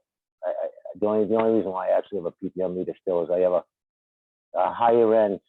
I think they switched it into the Grow Tech for Hannah meter, but I got what's called the 1399 series. So, you know, at the time it cost like $600-700. It's a quick reader. That's the reason why I got it. It reads it real quick. Within 5 seconds, you get a stable read. It's stable. It's not like a Blue Lab pen where you get a 15 minutes. I used to have close to 50 DWC buckets going in this room right here, and they were all in individual friggin' air stones. There wasn't a research system. It was just 50 individual buckets. And I used to use the handheld combo. And then I was bent over so much. And then I tried the Blue Lab a couple times. My God, it would take you 10, 15 minutes to get a stable reading. So then Hannah's not far from me, the headquarters. So I talked to some of the techs, and they were like, yeah, go with this one. So I paid the little extra, and I've had the same meter ever since. So it's going on, I don't know, 6-7 years now that I've had this one. So not that I don't have my stockpile of old, shitty ones that have failed, ones that just suck. I got 4 Tretchens sitting around that I've never even used. You know, I got one of the higher end Milwaukee ones. I never even took it out of the box. It's just still sitting up there. I'm sure the electrode's so dry now. You have to soak it for a couple of weeks. You know how it is. And that's if it would come back. You know, so hey, we got a question in chat from Manny or Manev about low stress training or topping. If you find one's gonna give a better yield than another one. Like this question. Go for it. Boom. You want to take that one? What do you do? What do you like to do, Smiley? What do you like to do? I wouldn't really call mine a low stress training because I know that term is considered to be like tying them down. So mine would kind of fall more under that topping method, but I really don't cut the top. What I do is remove the top 4 leaves, and it's kind of known as like the GML right. Style or whatever. But so on the tallest shoots as they're coming up, I'll remove the 4 biggest leaves and just leave the littlest growth there. And then doing that on a regular basis, it'll allow all the shoots to kind of come up evenly. And I find that gives the best yield. But I don't know that there's a huge problem when you actually clip and top them, because I do take clones. I do that for cloning, but I just try to avoid it. If I don't have to, I don't really want to go in there and hack a bunch of heads off the plant, because that's any of those tips are kind of like, you know, looked at like the plant's brain. So I don't know. I heard that and I was just like, I don't want to cut their brain off. You know what I mean? Like, I don't know. Yeah. Me myself, I think you're not going to see a much better yield one and the other. I think it's more of a technique that for height restrictions. You know what I mean? I think if you're have height restrictions, then you should low stress your train your plant as soon as possible. Like strap it right down to the, bend them and strap them down right to the pot and kind of keep a low profile plant versus topping where you're going to let it grow up with multiple tops. You obviously have a higher ceiling, which I prefer the topping method. Because I like a taller, bushier plant myself. And I also have noticed a direct correlation with when I'm topping that I know I'm kind of pushing some of that energy back into the root zone. So I'm kind of forcing an explosion of roots at the same time I'm topping. So I'm kind of like working on both areas at once to where I'm low stress training. It's kind of so gently, you don't really notice as much roots generation from low stress training method. So I guess it just really boils. I don't see a difference in yield mainly. I don't think you're going to change it from one technique to the other. It's the energy's there and everything's all the same. It's more or less a height restriction to me. If you like a taller, bushier plant, then you have light room. Yeah, I would definitely top. But if you're stuck in a tent and you don't have that much room, then you may want to think about low stress training from the get. Is my answer. I've done just about everything. I've topped at, the third node, and I've done the GML style thing where you slow it down like the main cola and let the side branches come up around. But my last run, I had 2 Marion berries, and one was in a solo cup, and one had been already potted up and was double the size. So I ran one straight up, and it was half the size when it went in flower. It finished, it was the tallest plant in the room. It was 9 inches away from the light, and it grew that, that monster giant one single cola, right? Whereas the one that was topped, it probably yielded a lot better than that plant did because there was a lot more on there, but the buds were, a lot smaller. There was no, monster forearm size cola on there. That's a good point too, because I do think that training style can matter on how the size of the buds and those things, how many main buds you have evenly, Yeah. So. If I was in a competition to see who could grow, the most impressive looking bud, I'd take it from a plant that I ran straight up, Christmas tree style. I wouldn't try to get it off one that was topped. But if I was trying to fill, a bunch of jars for personal smoke, I'd top it.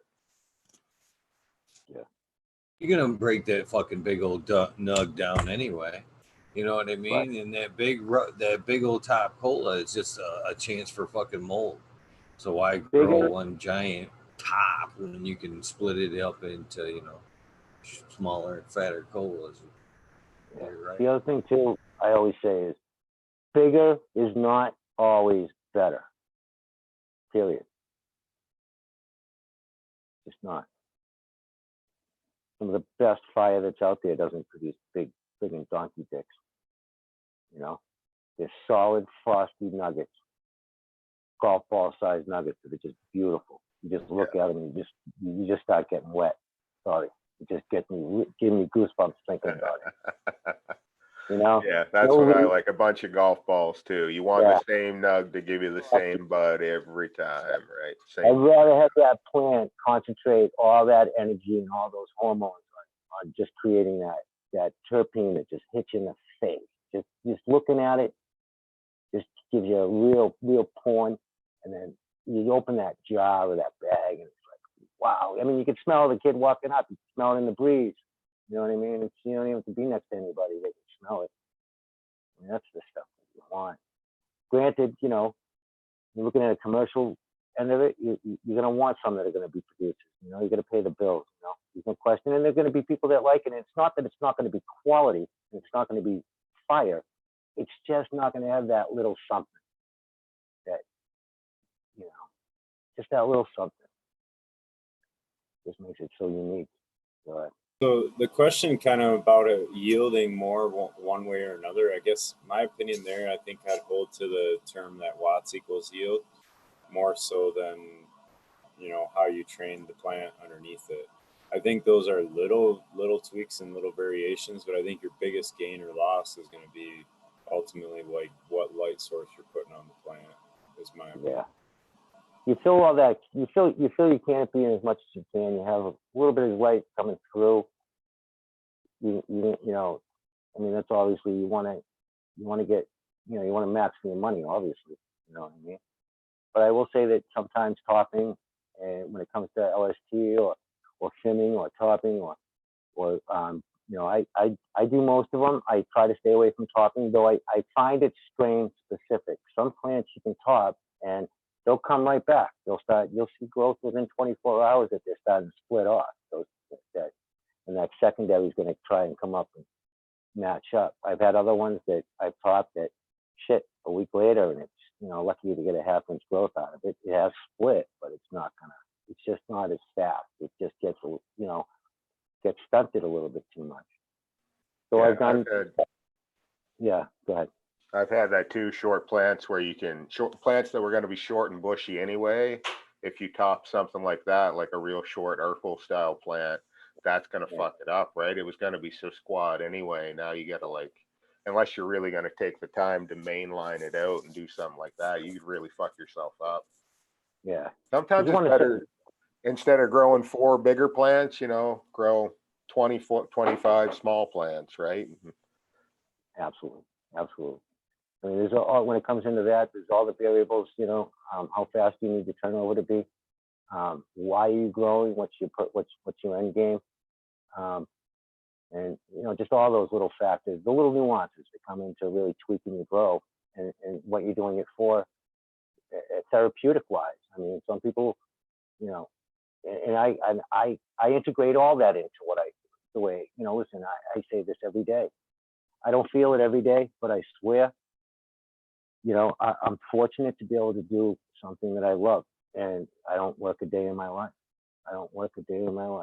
It's just, they say do what you love and you'll never work a day in your life. There's never a day that comes into my mind that as everybody knows, it grows. That's all you think about.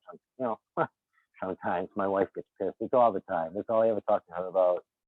Because I bounce ideas off her. She's been around now long enough that I can start to bounce ideas. She actually knows what I'm talking about.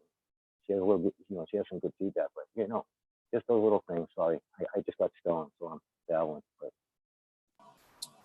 well, there was the question or the comment of, are you after biomass or oil production? But I guess my answer to that would be if you're producing more biomass in the nug or in the bud itself, I would imagine you're getting more oil production anyway. I mean, I don't think there's a one or the other. I would imagine it happens together. You know what I mean? I debate that. I think it depends on strain style, right? You can have a lot of biomass that's super, super tight, and depending on how you're trying to get your oil, but some stuff doesn't wash well at all. Like some smaller, fluffier nug style plant that you wouldn't want to smoke washes amazing, and you're going to get a lot more heads out of it that way. I guess if you're going to BHO it, then maybe more nug size, more, but I don't know. Some stuff seems to produce a lot more trichomes than other stuff. Comes down to surface area, trichome production on that surface area. That's why, they say, not to cut you off, Boom, sorry. The data's coming back that, obviously it's surface area, but they're even saying that the hardest, densest nugs don't give you all that surface area because there isn't the space in between the calixes to produce those trichomes. So when it comes, that's where the strain specific can come in, and you can actually get a bigger harvest of extraction through extraction from certain strains than other strains because they're going to give you that surface area. So, that comes down to doing your research. I mean, it's really what it comes down to, and see which strains, see what the market's producing, and then, that's really what it's all coming down to now. Is all they're finally starting to get data points that we can baseline data points that we can kind of jump off of now, and compare ourselves to. And so, I don't necessarily go for production. I have, this place that's kind of a lab. where it's not imperative that I squeeze every friggin' gram out of it. I'm looking for the quality, you know. So the tent, that's why we're thinking about doing soil so that we can get production, but we can also get that tent and the LEDs too. That's really what I'm really just trying to, you know, all my energy is into that now. You've kind of brought something up there, Charlie, is you know, spectrum I think is key in that oil production, because I've ran strains several times under these HPS, you know, back to back to back, and then had room in the LED area and thrown the same strain under there, and noticed that the strain under the LED was always a lot more greasier under the LED system, you know, terpier and greasier. You know, back in the day, it was only, you know, a little bit lack of yield, but them days are over. You know, LED is more than caught up, you know, as far as that goes. But it's got a spectrum has to have a lot to do with oil production. You know, it does, because that's what triggers the plant. It's all about triggering the plant to do what you want it to do, or doing certain things in its cycle. You know, get those myrcene, those limonene, get you know, the flavonoids, just, and that's what the LEDs do. I mean, imagine what it's going to be like 10 years from now with those LEDs. That's all I think about. Good Lord, when I'm still on this earth, they're going to be killer. When I saw Grandmaster the first time he switched over one of his rooms, you know, what were they, 24 light rooms or 12 light rooms? 24, right? The 3 rooms that he had going at the time at his place, and he switched one of them over to the HLDs, and he was doing it gram per gram. I mean, he really was, you know, and it was just amazing what he got. I mean, and the quality, he said too, was completely different with the LED, with those HLG 550s, the first ones that can't hit the market. You know, and to see it in a commercial setting like that is really what I want to see it do, and he nailed it. You know, even with all the problems that he said he had. You know, I mean, we all think we have problems, you know, and but you know, look at the quality that you're producing, Eagle. It's insane. Look at Smiley, you know. I mean, but we'll sit there and tweak ourselves, man. We're the hardest ones, you know. We're the biggest critics of ourselves, I think. And I love that, because that's what gives us the passion. I mean, who gets into crazy detail the way we do? I mean, what to do and how to do it. You know, I could talk about this all day. My wife tells me to shut up. You know, and I have no one else to talk to, because it's all about security. I can't go around telling everybody what I do. I mean, who the hell does that? First of all, and I'm thankful that I don't have anything in my house. You know? No. So I can go off sometimes. I'm talking to you guys. Boom Farms, I appreciate the way you fucking smoke. I think out of most people that I've had on, you're about the one that closest that smokes to cannons that I like to smoke. You smoke some joints over there, brother. Yeah. I'll stretch a zigzag to the absolute limit. I'm not trying to smoke paper. I don't roll shit. I'm folding joints over here. Is that a hand roll too? You hand rolling that motherfucker? Yeah. Holy I don't shit. have the dexterity to get the paper to tuck under, so I got to make it so they just barely touch. I cheat. I got a fucking roller that does this shit. I mean, I could probably one, but it ain't gonna be that pretty. It's gonna be all fucking pregnant. Yeah, that's a well rolled hand joint there. Yeah. I got it right in my eye too. Taking a beat on camera over here. Holy shit. I got myself bad today from that fucking dry trimming. Hey, like, I usually wear fucking like just my left hand, the hand I'm usually handling the bud with the most, and then my scissor hand I usually will leave ungloved. Same. Because that's the hand I'm setting the fucking scissors down, I'm playing with the phone, I'm hitting the joint, fucking, and I'm not really handling the bud. But man, I fucking dry trimming today. I fucking got that shit all over old righty there and fucking just jammed that shit in my eye. Oh, I was like, again, God damn, that's dry trimming. I got a nice hunk of it done today, but oh man, I'm done with the dry trimming for a minute. Back on the wet train, eh?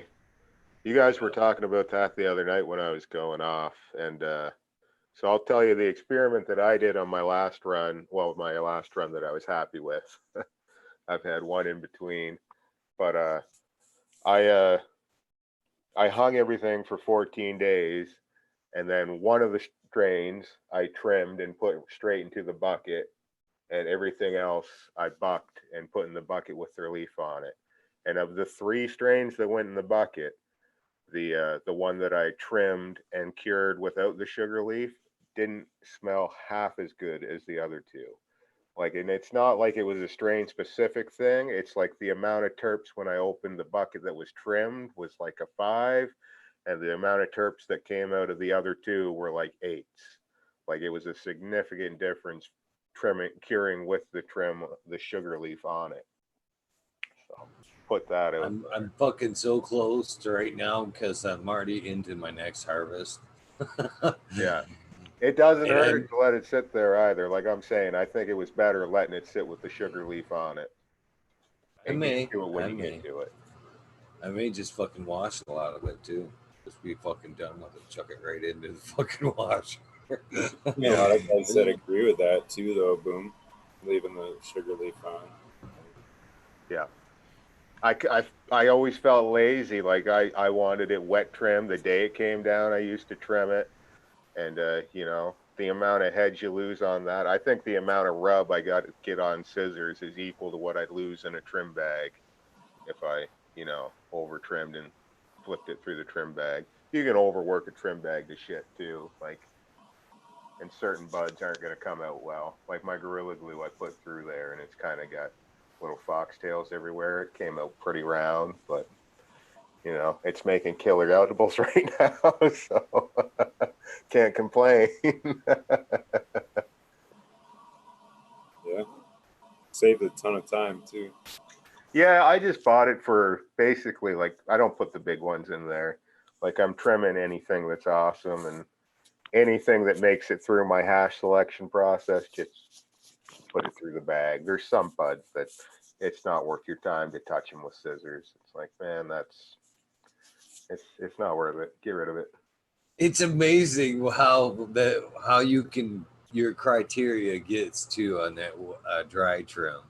There's shit there that I would have normally fucking chap real quick with the wet and fucking maybe claim that on later on. But fucking when you're dry trimming and you get towards the end of trimming them big nugs, that fucking trim or hash pile gets bigger and bigger. You start looking at it going, fuck that. Fuck Yeah. that. I'm a hash man, so I don't mind that. Yeah. No shit. Russ stopped it. Ferguson fucking lost. He's a badass, dude. That's not a big surprise. Thank you, Anova. I appreciate that shit. God damn. I fully expected fucking. That was a tough call, though. Gaethje's such a hard-headed motherfucker. He can take such a beating. God. Ferguson's a wily bitch, though. You know what I mean? You just don't know what's coming from that dude. God, I bet it was a hell of a fight, though, round 5. So they went into that, and there's a technical knockout, but I bet you they were after each other, man. Both them guys are like fast-paced. Now, on your ass, you know. when we say TKO, what are we saying here? Was it a cut? Because they stopped one earlier in the night for a cut too. Nico Price, well, his eye was full shut. It was bad, but No idea. Well, at least it went to 5. That's a good fight. And you can guarantee that shit was fucking a battle. There wasn't no fucking hold up and tie ups and that shit wrestling. That was fucking all fucking fight, punches and kicks right there. 5 rounds of punches and kicks. Yeah. I think fucking Gaethje, he is too. He's just got that fucking head like a rock. You're either gonna crack that melon and knock him out, or he's just gonna fucking keep coming at you. Damn. Yeah, I'm still gonna try to watch that somehow later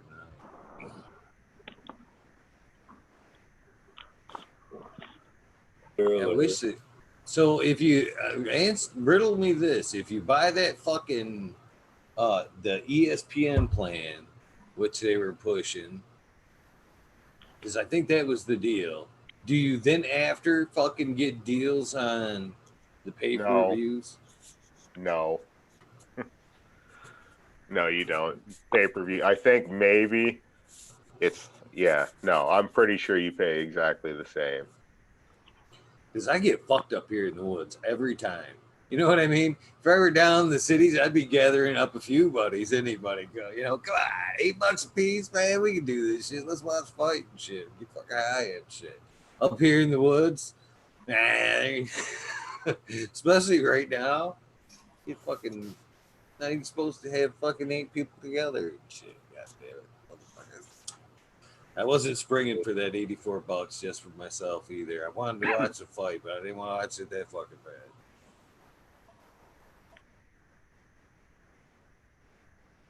Sweet. There was some VPD questions. Anybody running along the lines of VPD? I just run hot and humid. That's all I can say. I don't really stick to the VPD too much. I'm looking at my room humidity and temp right now. My humidity's 56. I'd like to see it 60, 65. And I'm at 27.5. I'd like to see it 28, 29. That one's not that far off. But yeah. Oh, that would have been Sergeant Pepper's realm right there. He was supposed to log in. He usually runs a bigger deficit. PDP. Yeah, and like the first week of flower, I run my humidity fairly high still, because basically the first week you're still pretty much in veg, right? A lot of stretch growth going, so I run that at about 70%. And weeks 2 and 3, I drop it to about 60%, and then after that, 50 from there to harvest. So I kind of chicken out on VPD at the end there. Once you start getting bigger, you know, more mass to your bud, I'm like, yeah, I'm good with that. Okay, see ya.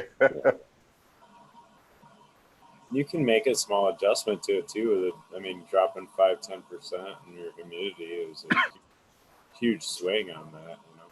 Yeah. It's definitely staying in a range, I would say. When you get that air circulation up top, you should be good no matter what, either way. Keeping that moisture right off the top. Right? That's really what you don't want. You don't want that moisture getting caught in between one of those calyxes, and next thing you know, you get botrytis 3 days later, especially at those daytime. You know, it's just going to just expand in there. Anybody that's had botrytis knows that one. I've had it a few times over the years, but more outdoor than anything. You know, always get hit with it outdoor, especially around here. I'm New England, up in New England, so, you know, or mid New England, really. But yeah, you know, we can have those real damp late fall or early fall days. You know, where it gets real warm during the day, and then we're gonna have a drop of 25 degrees, 30 degrees at night. You know, you guys know you're in Michigan. I forget. You guys know exactly what I'm talking about. And you boom, you know, you're wet up north there, Christ, yeah. Well, I know all about the cold, yeah. Those swings, man. Those swings, I can tell you. So that's when you're playing the game. Even tonight, we're gonna have snow. We're gonna have a freeze anyway, 28. I feel bad for anybody that doesn't have a greenhouse to put their stuff. They haven't put up a hoop house yet. They've got some, you know, some teams out there or something that they just put out first week in May. I mean, it's usually what it's suggested, and we're already into the second week. So we're gonna get down to 28 degrees tonight, and I feel bad for anybody who doesn't have anything that's gonna be out there to protect them. You can really screw them up, especially outdoors. Snowing here this morning. Speaking them real fast. Yeah, we had some snow today here too. Just a flurry though. Yeah, fuck that winter shit, goddamn it. Yeah, same. I'm done with that now. We'll get hail a couple more times, I'm sure. Big hail. We get hail in August here every now and then. So. Yeah, we don't usually get snow. Even a flurry, it's May. You don't get it. You know, I'm in the Boston area. You don't get snow this late. last time I remember getting snow, it was May 10th, 1977, and we got 7 inches, something like that. But I mean, it didn't last 24 hours, obviously. Sure enough, we were, as a family, down Disney World on vacation. So when we called up here, they were like, hey, shit, we got 7 inches or 10 inches, whatever the hell it was. It was 77 for Christ's sake. We haven't seen snow this late in the season for a while. I haven't seen that one question from Mrs. Dz Nugz. Have you seen a question from Miss Dz Nugz? You still out there, Miss Dz Nugz? It was her idea for the show. I know it. That's why I was wondering if anybody's seen a question and shit. I thought she was gonna come on and ask what your favorite pizza topping was or some shit.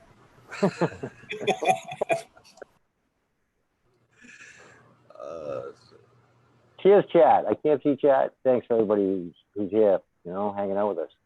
I can't see anybody. And happy Mother's Day again. 69 right now hanging out with us, guys. Yeah. 69 great folks. Oh, yeah. Thank you. You got to do your rundown there in the chat. I'm trying to catch up with questions. I don't know if anybody else is watching. I might miss some. I'm watching a little bit. I was reading, guilty of reading up on the It flight helps there. if they tag somebody, though, if it is a question for us. Right, right.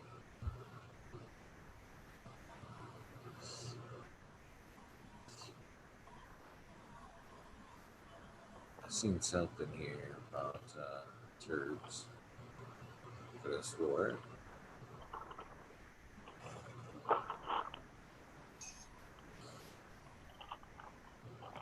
How warm do you guys run your rooms with LEDs?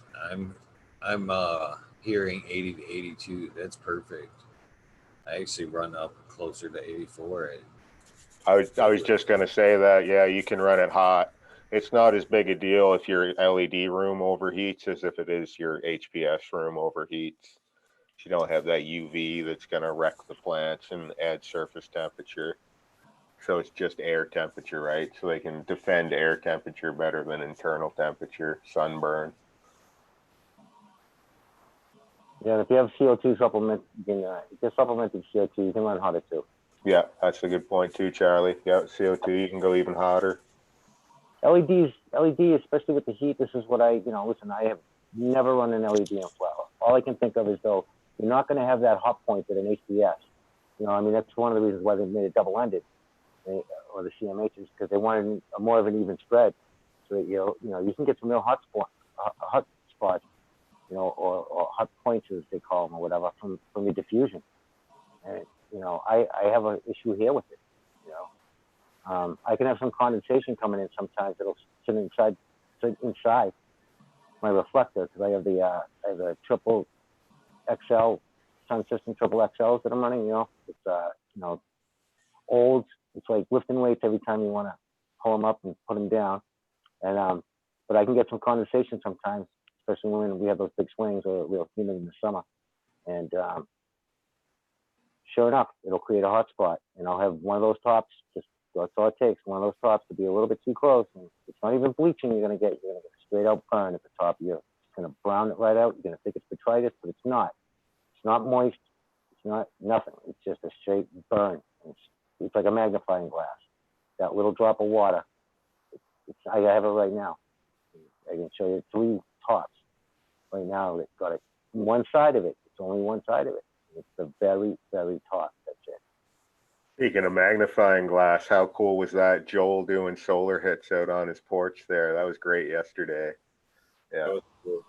Yeah, So I was going to add, for the temperature and humidity, and monitoring that leaf temperature is still the most important thing. So the reason you can run cooler for like an HPS is because that light spectrum will heat up the leaf, and then a little more than what the because I believe it's the infrared that'll heat them up like that too. But in the LED, I'll run them 80, 82, because that's kind of the leaf temperature goal you're after, is like 82, 80, 82. And that's where photosynthesis can be the most efficient. And that's why it's that. So it's not a matter of like necessarily trying to, you know, push your heat to the limit, you want to try to optimize photosynthesis. So you're trying to match that that leaf temperature to give it the right temperature to operate at, and you're trying to give it CO2 to supply the photosynthesis process in a certain way, and the light source is going to drive that. So it's kind of a balance of all, but I don't know, I guess that's my 2 cents on it. So if you're trying to dial your room in, that's goal, I guess, you know. Good point. Yeah. Look at the surface temperature of the leaf. Absolutely. I mean, when I had DWC here, I couldn't get my flower room because I didn't have the cooling at the time, because I inherited this place, you know, 7, 8, 9 years ago, whatever the hell it was. And then, you know, like I had said before, that they didn't invest in the environment. They just thought, throw a few fans, a few lights, get a little portable AC, and they were good to go. And so when I was first here, I was running the DWC, and I couldn't run. I had to make sure that my temperatures in there in the daytime weren't running any more than 72, 73 degrees. So I had to keep I didn't have a chiller. It wasn't a research system. I had to keep all those buckets at least when they're 70 degree variance. And believe me, one corner of the room on a 15 by 15 is not the same temperature as another corner of the room in the middle of the room. So here's a question. I got an add-on question for you guys. So like in that case, so now temperature, say you got a room, you're struggling to control temperature, and you got 1,000 watt ballast running an HPS light in there. It's pretty average, I guess, but and you have the option to dial that back to a 750 or a 600 watt on the ballast. So you're not necessarily changing the bulb. It does change the spectrum some to do that, but I guess would you say that you're better off dialing that light back, or trying to run the higher power light still and run a hotter temp? I dial it back. You know, depending upon a couple of other things, I probably dial it back to the 750. That's for sure. That way you're not going to try and blast out, you know, I'm thinking, you know, your cooling system too. You don't want to, you know, saving energy as well. You know, I only have one in this place here. I still have the original, you know, Chinese valve, 3 of them anyway out of the 6 that I run. The other 3 I can dial back, but when this place was first built, and they put those, you know, they just got the cheap crap. And 3 of them are still running fine, but you can't dial them back. So, and they weren't it wasn't as common back then either to be able to dial it back. I remember there's only a couple of models like Nanolux, maybe a couple of the Phantoms and the Quantums had just come out with divables at the time. So that was just starting to become a big thing. But, sorry if I hijacked it. Sorry. No, not at all. That was just. I dial it back because you don't want to stress the plants. I mean, it's just, you know, there's benefits to dialing it back. You're not going to get the same penetration either. I mean, you know, depending upon where you are in a flower, you know, that would probably make a difference to me. Especially if I was towards the very end, you know, you're in flush, get a couple, 3 weeks left max, dial it right back, because then you're not going to stress those trips out as much. And those things are just going to be hardening off more than you're going to be putting on more production anyway. So you're just going to be maturing. So, you know, that's why sometimes even with the perpetual I have here, I'll start moving plants last 2 weeks from directly under the light, so I can put the new ones in, have them offset, getting the secondary light on the side. So I'm not stressing them, and it helps the terpene profiles.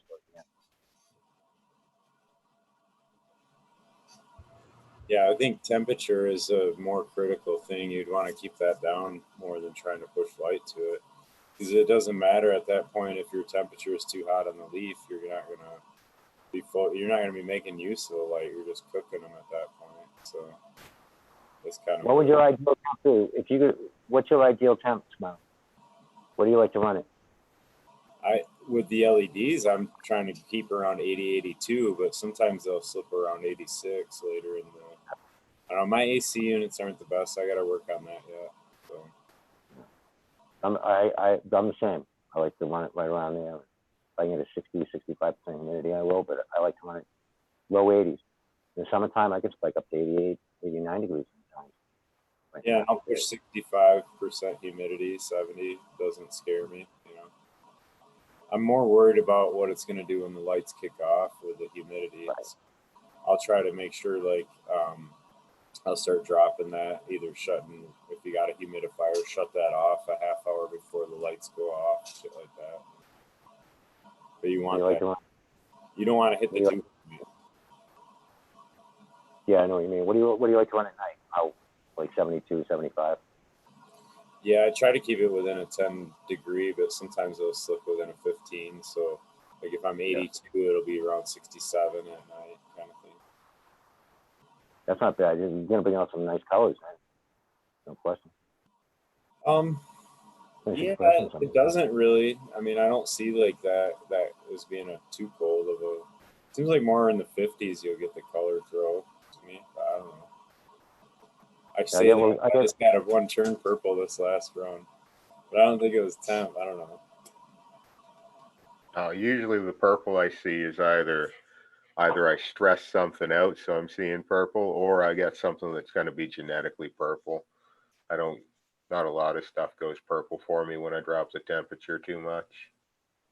Yeah, I don't mean like it's going to turn purple like by math. You know, I mean it's in the genetics come through. Yeah. Just more expressive.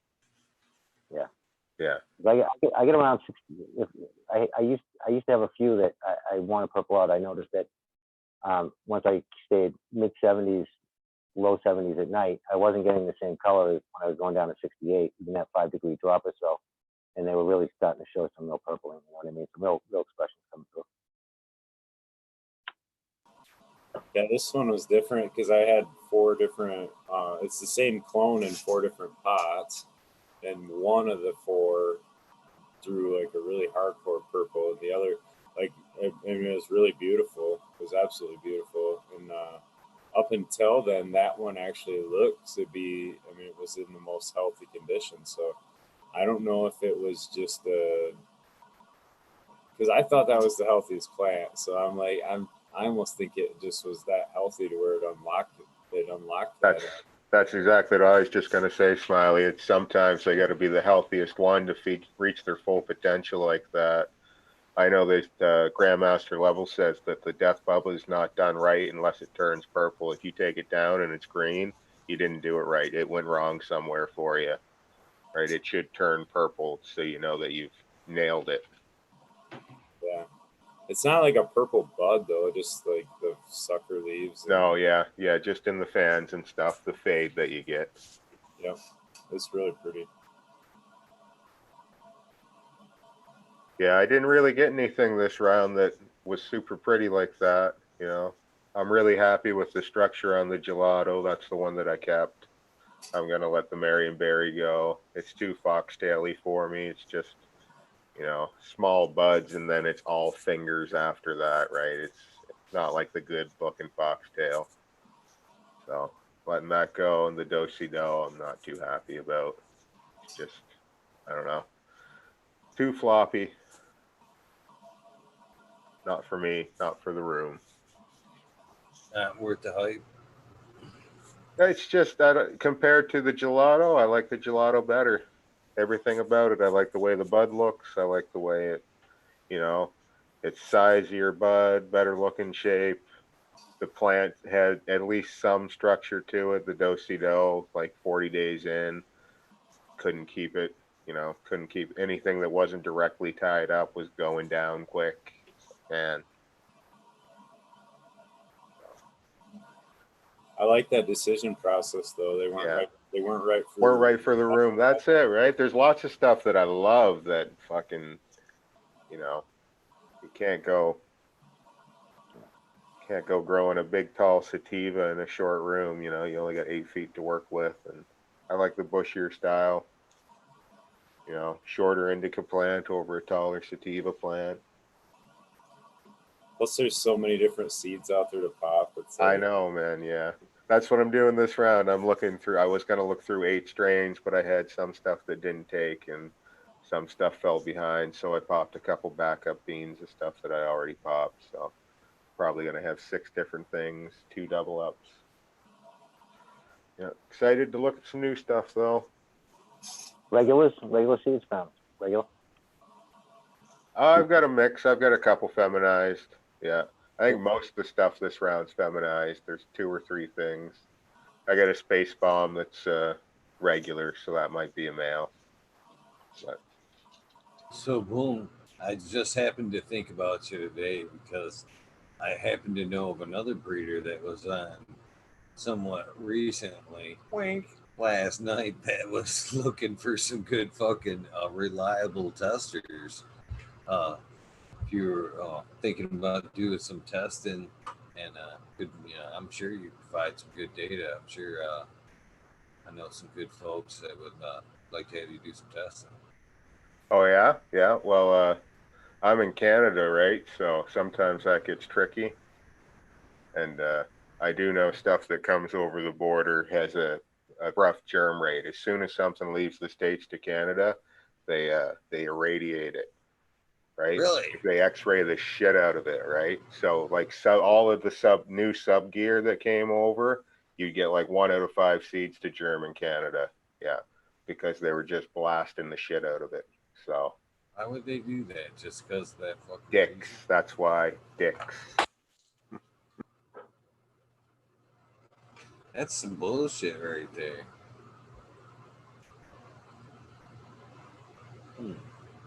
Huh.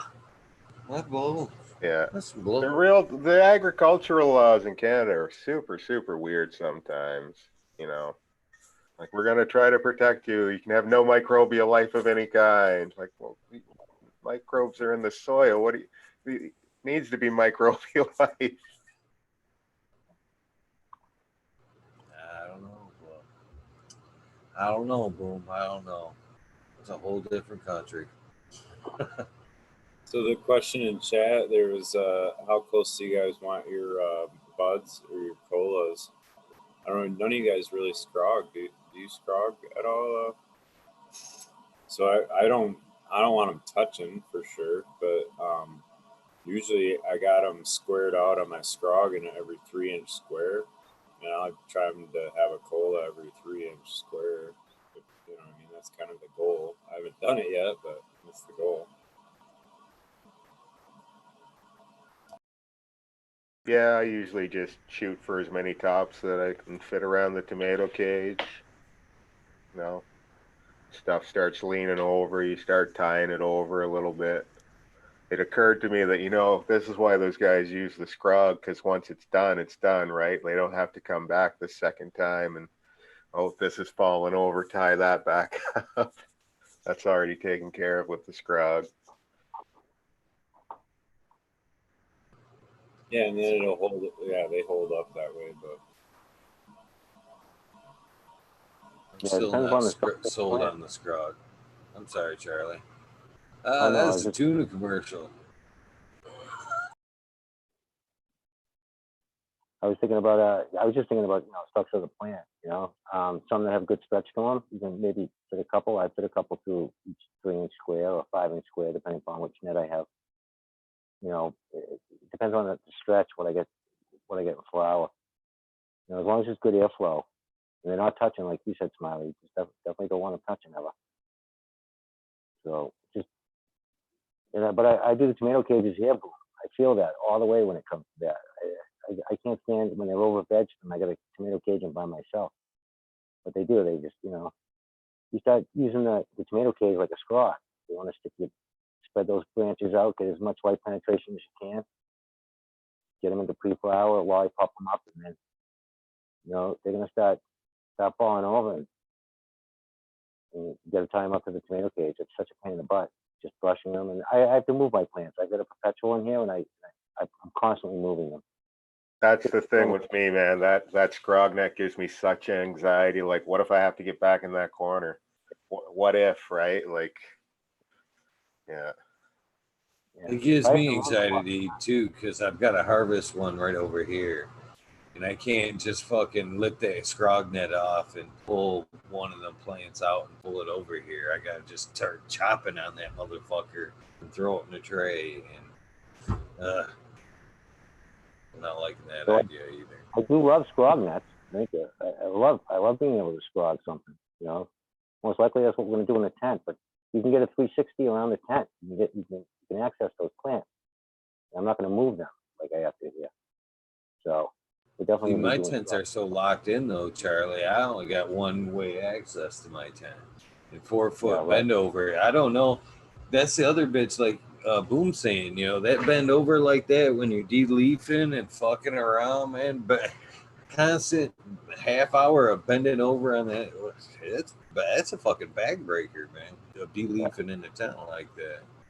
And it takes hours to do it right. I mean, you're doing it right with me, especially with the amount of plants that you have, Eagle, and same with you Smiley, and Boom. I'm sure you too. You're in there for a while doing your plants when you're defoliating. When you're ripping those, you're in there for, I am anyway. I can be in that room doing every plant. It takes a good 15, 20 minutes for each plant, at least. Because you're looking, you strategize. You want to place it. Yeah, I definitely take my time with it. I'm not commercial, right? So if I had a boss, he wouldn't be happy with how quickly I was defoliating a room. I probably would be more open to it if I had a 360 access, if it was an open room and I could do shit like that. That's what I was going to say, Eagle. Yeah. If I had 2 extra feet in both directions in my room, I'd go with a scrognet because then I'd have room to walk around. But you know what I mean? So it's an access thing for me, right? I can't get to the back wall, so I don't think a scrognet works for me. If I had like 3 aisles, like how Fagroli has his setup, I think that's perfect. That's a great way to use the scrognet. Or rolling tables that are scrogged out like that. Yeah, that's great. But I don't know. The thought of not being able to reach something in the back, I don't like it. It bothers me. I like to be able to, because mine are on rollers.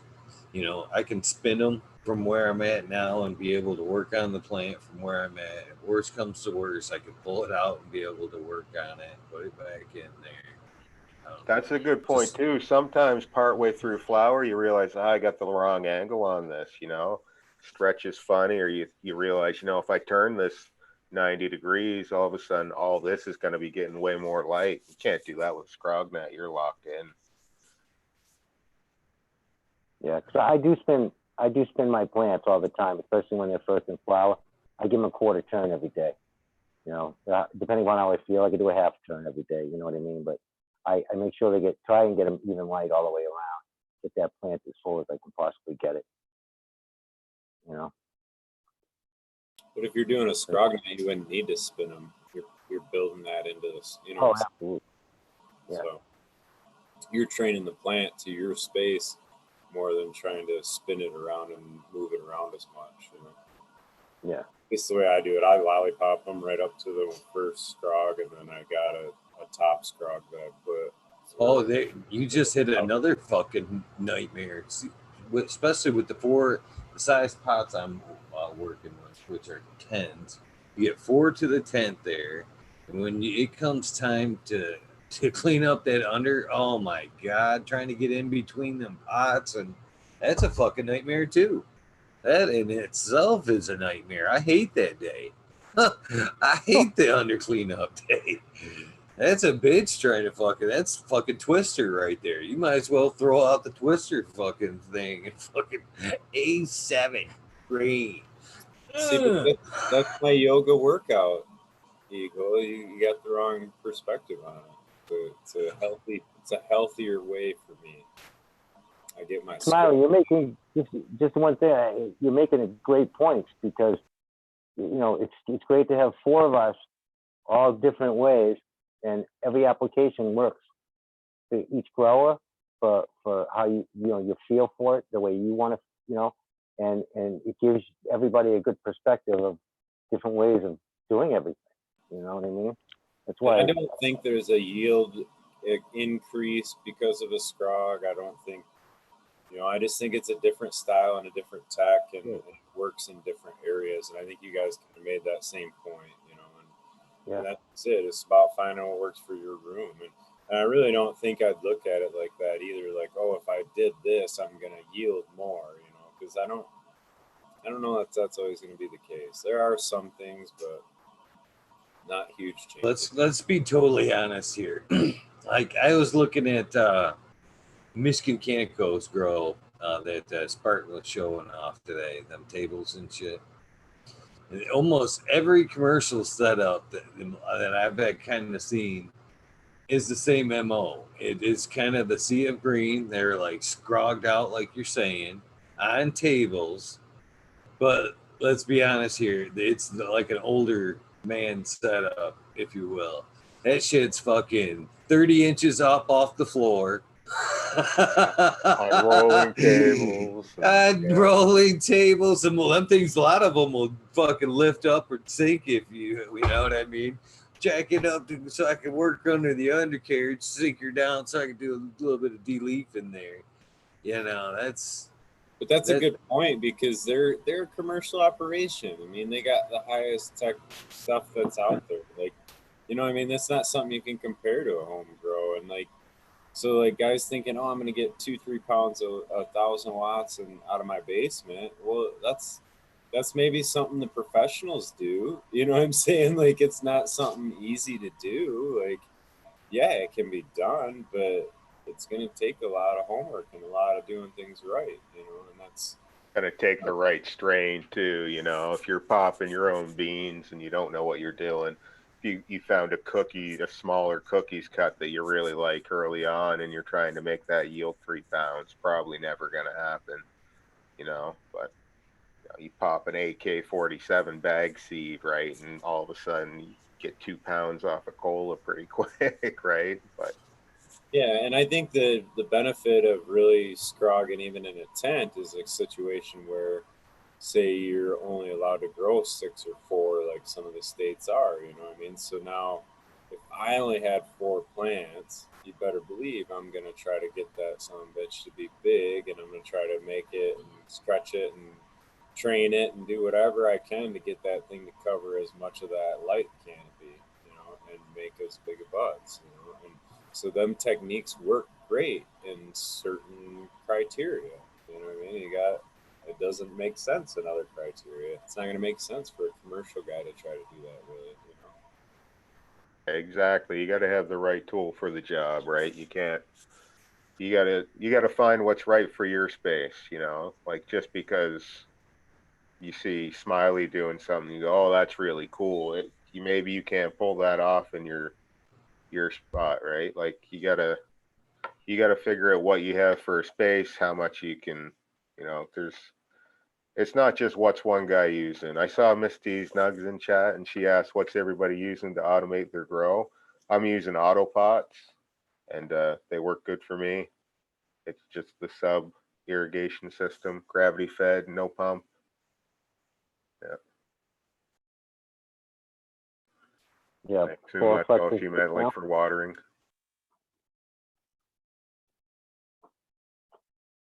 Yeah, FlowFlex. I mean, you do a ebb and flow. I mean, that's the easiest of all the automates right there. You know, do a wick feeding. Wick feeding is good anyway for the plants. Anything that's going to wick feed, it's not going to put that pressure, because that gravity of that water every time you top feed, it's going to compact that soil. Whereas you're going to make those roots go down into that soft soil. You're giving them the least path of resistance.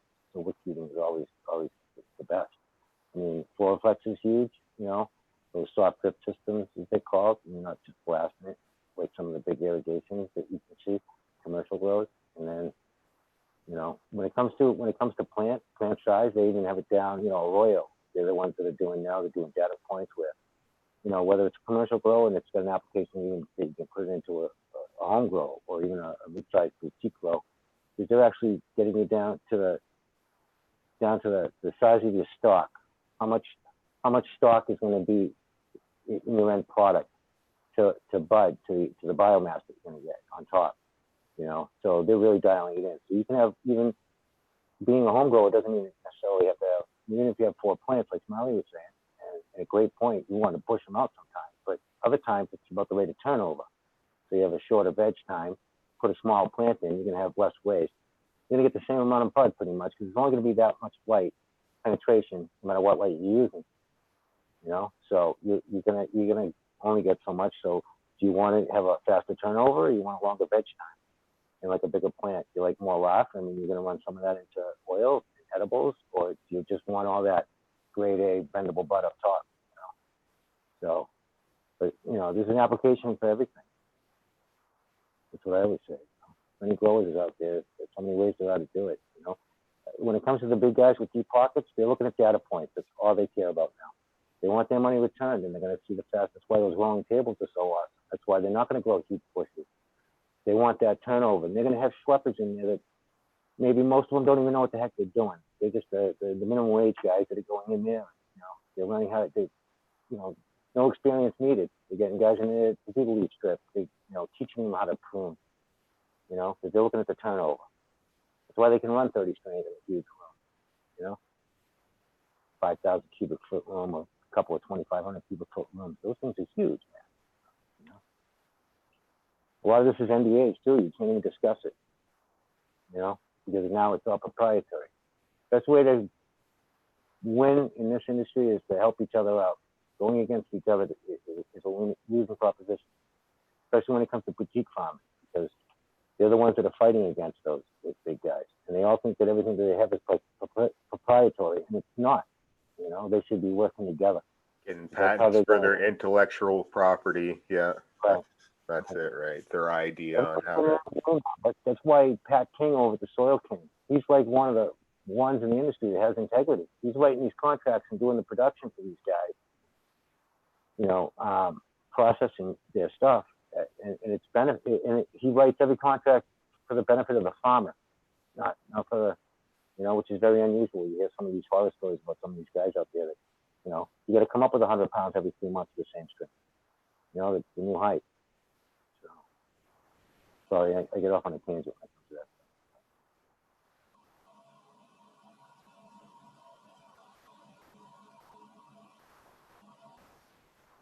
that. I just want to say, yeah, I can agree with you guys. It depends on your room or what space you had available. I know my grow setup has changed every time according to my space and how I can maximize my space.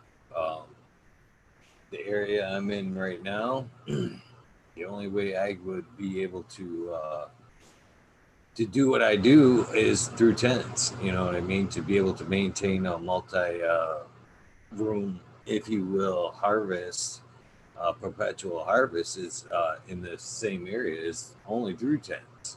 You know what I mean? If I were to able to run rooms, straight up rooms, my systems would be completely different. I'd be, whatever I felt was necessary to maximize and rock that system out. I mean, ultimately, if I had in my head right here, if I could get the cash, you know what I mean? My grow room system would be just like this. Shit, you not. It would be a setup to where it would be wall to wall bud. Them tables would be, or the rooms would be smaller rooms. It's probably say like 10 by 10 or say maybe 10 by 12. They would have a giant roll-up door at every fucking room. Like a fucking, it wouldn't be a man door. It'd be like a garage door, roll-up door. And that shit would be on tables. Yes. Fucking wall to wall. I just pull that fucking table out. Pull them tables out into a fucking center workroom. Do what I gotta do. Fucking shove them bitches back in. Close that fucking door up. Move on to the next fucking room. Same thing with harvest. That way that when I pull them tables out, somebody could be in there. While them tables are pulled out and being harvested, them rooms could be fucking cleaned up and ready for restocked and shit. I could just push them, refill them tables and shove them right fuck back in. I'd probably have 2 tables. That way I had a backup one could be fucking clean and ready and like kind of pre-stocked. So when that harvest was ready, it was just almost like, all right, get in there, clean that bitch down. Kind of what's going on behind me right here. Look, this fucker's, boom, you see the cleaning shit? This fucker's emptied out. This thing's going to be wiped down, fucking floor to ceiling. I'm going to clean out these fucking lights. Tomorrow when you see this bitch, there'll be 8 new plucking plants in there. That's the way this system rolls. They empty, they get refilled. It used to be fucking such a tight room. It was fucking an 8 by 20 fucking canopy that I fucking run, and it was wall to wall. When I wanted to water that bitch, I fucking pulled one out. I pulled almost the whole room out to what I could reach and water, and then I'd fucking put them in fucking bitches in there every night. Refill that room, shut the door. When one was ready, one went back in there. Boom. You know, that's just the way that original room fucking cleaned out, man. That's the way that first one rolled. Boom. That's labor intensive. That's labor intensive. You're putting in a plant, different cycle, man. That's good for you, man. You know what I mean? I've got to do 40. I have to do 40 gallons sometimes here, 3 different mixes, sometimes 4 even. You know, I've got my 5-gallon buckets lined up. I fill them each one up, and I'll do 15, 20 gallons of one mix. I'll do another 15, 20 gallons of another mix, whether it's veg or bloom, and then some that are in the middle of week 5. So I've got to do a booster in that one, and then I have some that are flushing. So and I always add to my flush. I don't just the only last maybe I give them a 3-week flush. Last week maybe sometimes I won't put my additives like my sugars and my enzyme. Just in straight out low water, but that's few and far between. Giving them something till the end of the flush, the herb natural always till the end. And my sugars, But that's all. Credit to you. Putting a plant in, you're gonna make a mix just for that plant.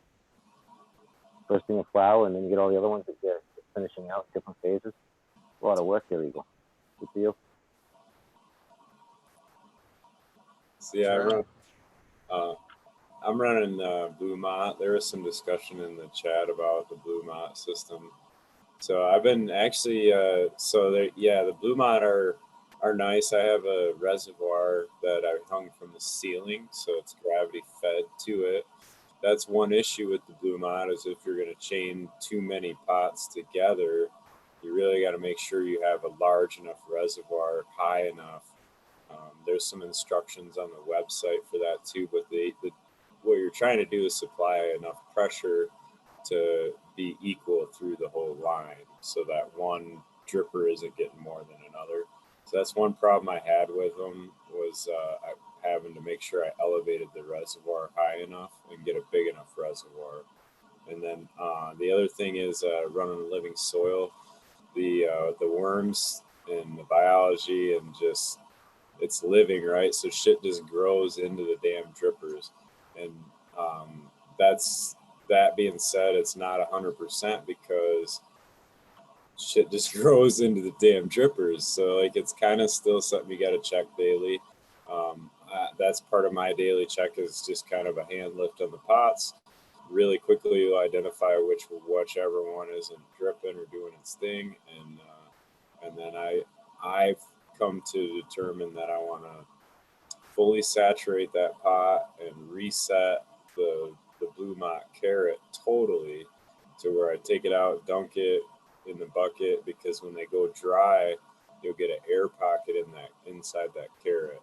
So even though you resaturate the pot, it will not adjust and drip right after that. And what you'll run into is it'll flood out later on because that air isn't enough to trigger the shut off of the Blue Mott. So I mean, they're not perfect. They take some adjustment, some figuring out. I mean, if you're really wanting to mess with it, the reason I went with that over the auto pot is it was a lot less money.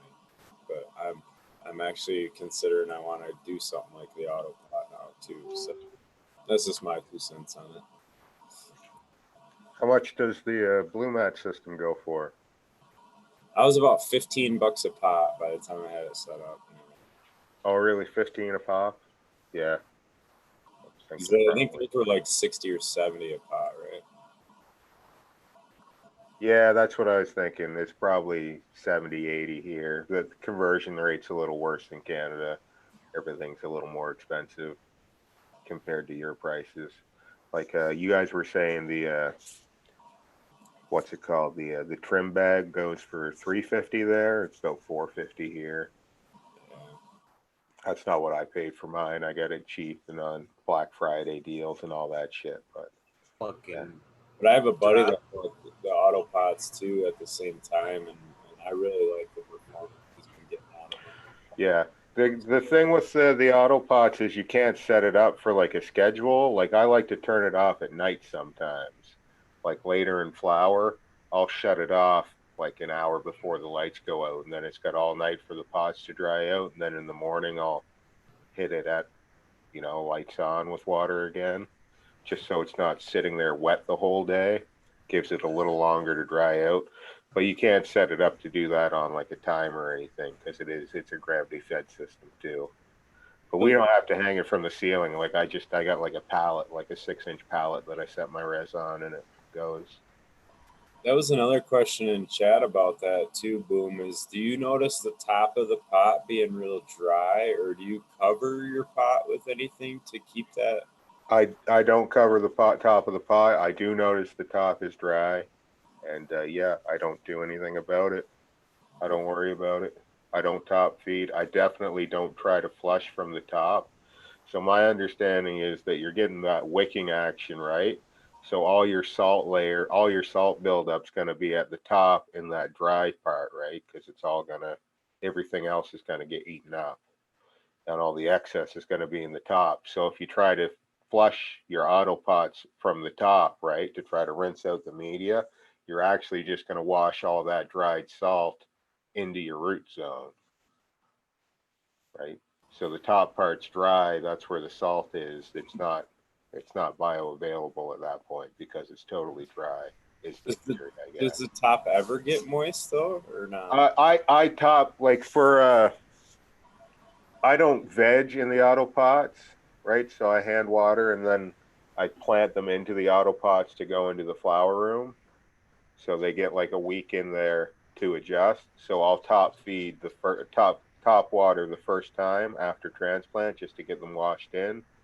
And then you let them dry out for a couple days, still in veg, of course. And by that point, they've spread to the point, your roots should spread to the point where the auto pot will take over from there. Then I engage that. They usually just get 1 feed of veg, and then I'm off to flower with them. Drop Shot's got my mind over here fucking just smoking.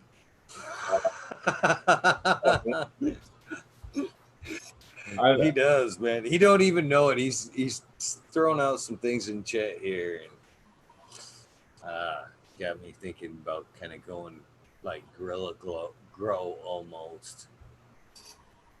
There's a lot of knowledge getting thrown out in chat. I haven't caught it all, but I see some pretty cool stuff coming out. Well, he was saying that in particular, he's got basically a friend that doesn't grow in tents, but this is what I'm taking away from it. He grows in like a guerrilla-like room where he utilizes like a Velcro style door on like a plastic opening.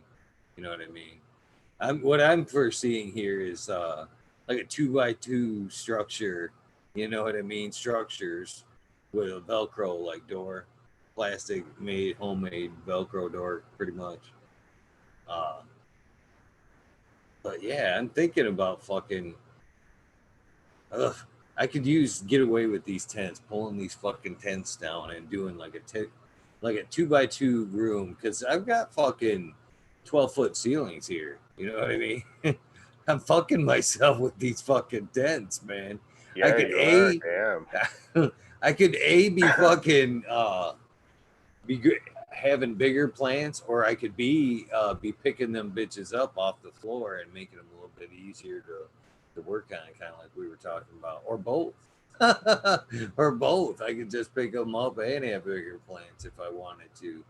But I could easily fucking build like a 2x2 wall, you know what I mean, instead of these tents, with a double black plastic barrier, and still be able to set up multi rooms with a plastic door setup like that. And I would be able to get bigger plants, and I could beef them up to instead of like a 4x8. Well, I could You've got room to put your tents on rollers. You could have rolling tents. It'd be a first ever. I have done. No, it's not a It'd first. be a ever. second I ever actually then. had that. My last grow, because I was I had to grow upstairs, and then I had tents downstairs.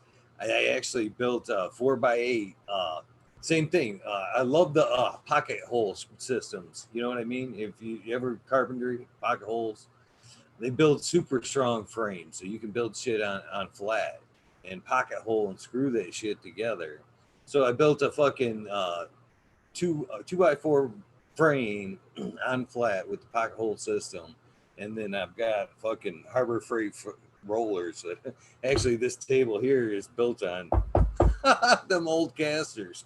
Uh, but Harbor Freight, you can get them, 400-pound capacity, full ball bearing rollers with brakes, So I put 6 of those on there, but it was just, 4 inches up, and you could roll that 10 around. And the main reason because it was sat in front of a garage door. And occasionally I needed to fucking open that door, so I would just unplug the light, fucking push the 10 out of the way. Sometimes at that point, pull the car in and work on it if I had to. Fucking close that door, fucking lock it up, push the tent right back to where it was, and fucking just another night and shit. So, and I've thought about doing it here, but it seems pointless. I'm thinking about going higher. I could go I could come out further, like 6 feet, and then I could go the full 12 feet up. And they got taller tents too. You can get a extendo double XL tall tent or whatever. I don't know if they go to $1,000. Fuck, I fucking system I'm talking about, fucking $200, $300 with plastic, and I'm fucking turnkey. I'm a carpenter, goddammit. I got saws and fucking screw guns and shit. I can do this shit in a fucking day. I had a 6'11" tent, so I built a table for it to sit on, so I didn't have to bend over to water seedlings. It was great. The plants would grow, and they'd even veg at 2 feet tall at eye level. It was perfect. So I bought a 4x8 tent, a bigger upgrade tent, and it came. And as I'm setting it up, I realized, oh, this is 8 foot tall. I had no idea it was 8 foot tall. There was like that much room for me to try to pull the skin of the tent over the top. It took me like an hour to get that thing over the top. So it would jam up on like a little screw of the light. You'd have to jiggle it, like, motherfucker. I was going to put it right in the middle of the room. I can't put it in the middle of the room. It's got access to the back that I can't use because I can't pull it away from the wall because the bulkhead for the furnace. Man. All that. You got me fucking daydreaming about this old setup now. Boom. Now you think I'm remembering this tent and system. This whole setup used to be my it was my wood shop, my grow, the whole fucking thing. And this grow is set up just like that old shop used to be set up. You know what I mean? It was a fucking 30 by 40. And I always keep, this is how I set up my wood shop. All my tools are set up at a big U along the wall, and everything's on fucking rollers. And whatever you need, you pull out and into the, just like the fucking grow room. I just realized I was mimicking the same setup. Whatever you needed to work on, you pulled that tool out into the center, or you took the shit outside. If it was nice enough day, I had concrete outside, so my table saws and my router tables and everything, even my bandsaw was on a fucking roller. I could take that bitch out right outside, fucking nice sunny day, versus dirty up my shop. So that was how the tent actually, the idea for the tent. I was like, I've already got everything. Everything else is on fucking rollers. And moreover,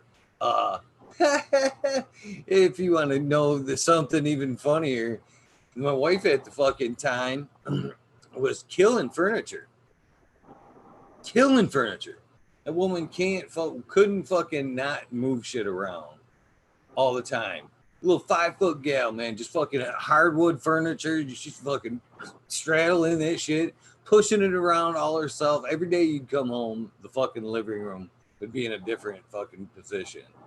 And so I started putting all the furniture that I built, the entertainment centers, curio cabinets, all that shit on fucking casters, so that little girl could fucking rearrange the house every fucking day without pushing the fucking furniture around and racking it all on fucking out of shape. You know what I mean?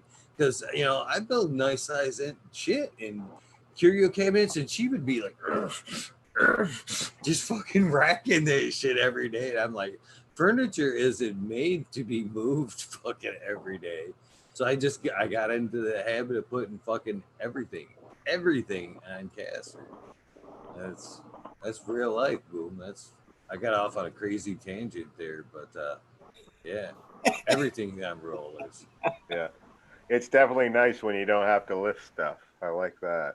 I do too, man. That is a cool idea. Mystic Marks asks, also, I hear the roots try to grow into the workings off them. I don't know. Boom Farms, I'm sure it's worked through those things.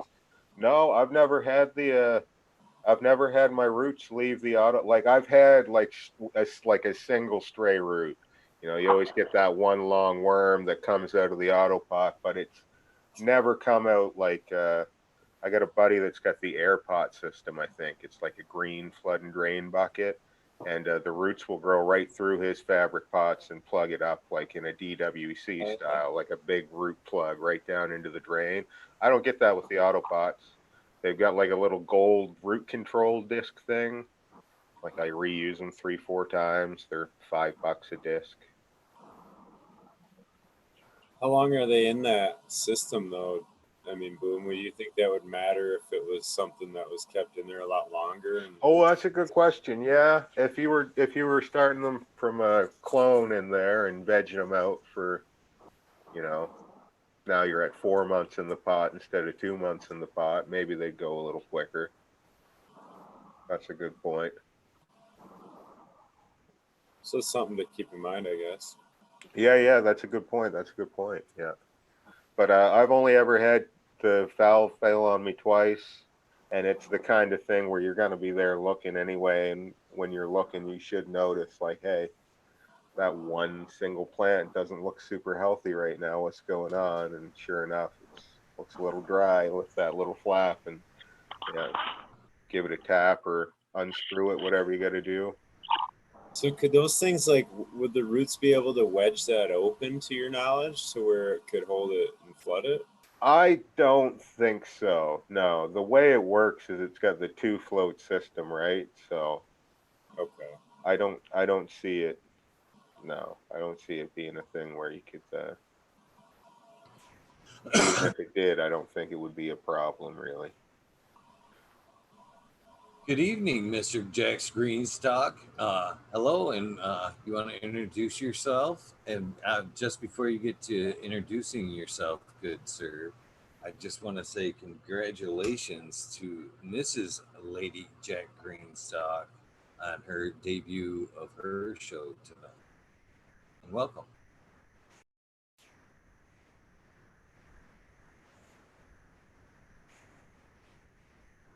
Where you go, Jack? Where'd he go? Which way did he go? They can't see him. Squirrel! YouTube. Squirrel!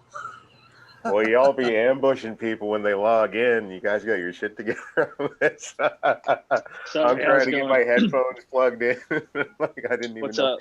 talking to you. What's up? Can you hear me? Yeah, Sorry, we I'm got filling you. up my water. I had to hit click device audio or whatever. How's everybody doing tonight? Awesome, man. Pretty good, pretty good. Did you hear your intro there? Did you hear me introduce you? No, I clicked off of the YouTube, but I'll go back and watch it. Basically, I asked you to come in and introduce yourself, and then I gave you congrats, or asked you to pass congrats on to Lady Jackgreenstalk on her debut of her show today. Yeah, I really enjoyed listening into that. The ladies panel was a good time. I'm glad that she enjoyed herself, and I got to listen in and learn about some of the other women in cannabis. I think you can never give them enough spotlight. They haven't been given their time quite yet, so it's nice to see not just Lady Greenstock, but a whole bunch of women in cannabis really shine and share their stories. A lot like what we're doing over here. Agree. Talent comes from everywhere. It would be stupid not to let the women in on this. Shit, the women are better at sprouting seedlings and taking clones, in my opinion. Something natural that, I don't know, seems like guys aren't good at. I know I'm not very good at either of those things. And on the panel, that was like 3 or 4 of the ladies' favorite things to do was like taking clones.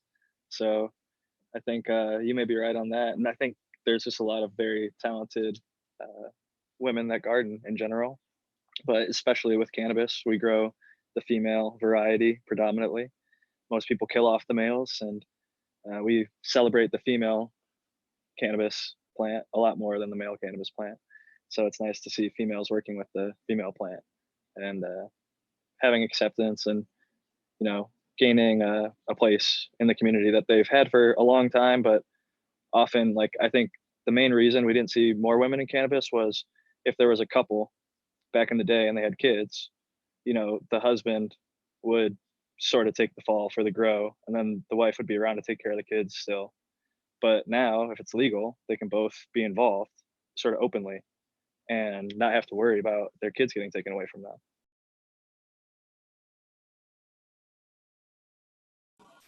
Yeah, that's cool. How's the Q&A been going? Have we been getting tons of questions from the chat? I started out with a bang. They've been kind of chatting amongst themselves. There's a few people in chat answering a bunch of questions. Shout out to Double Tap and Dz Nugz and the rest of the regulars. Good to see everybody. That's cool. Shit, I'm just catching where you said you want me to join the Zoom.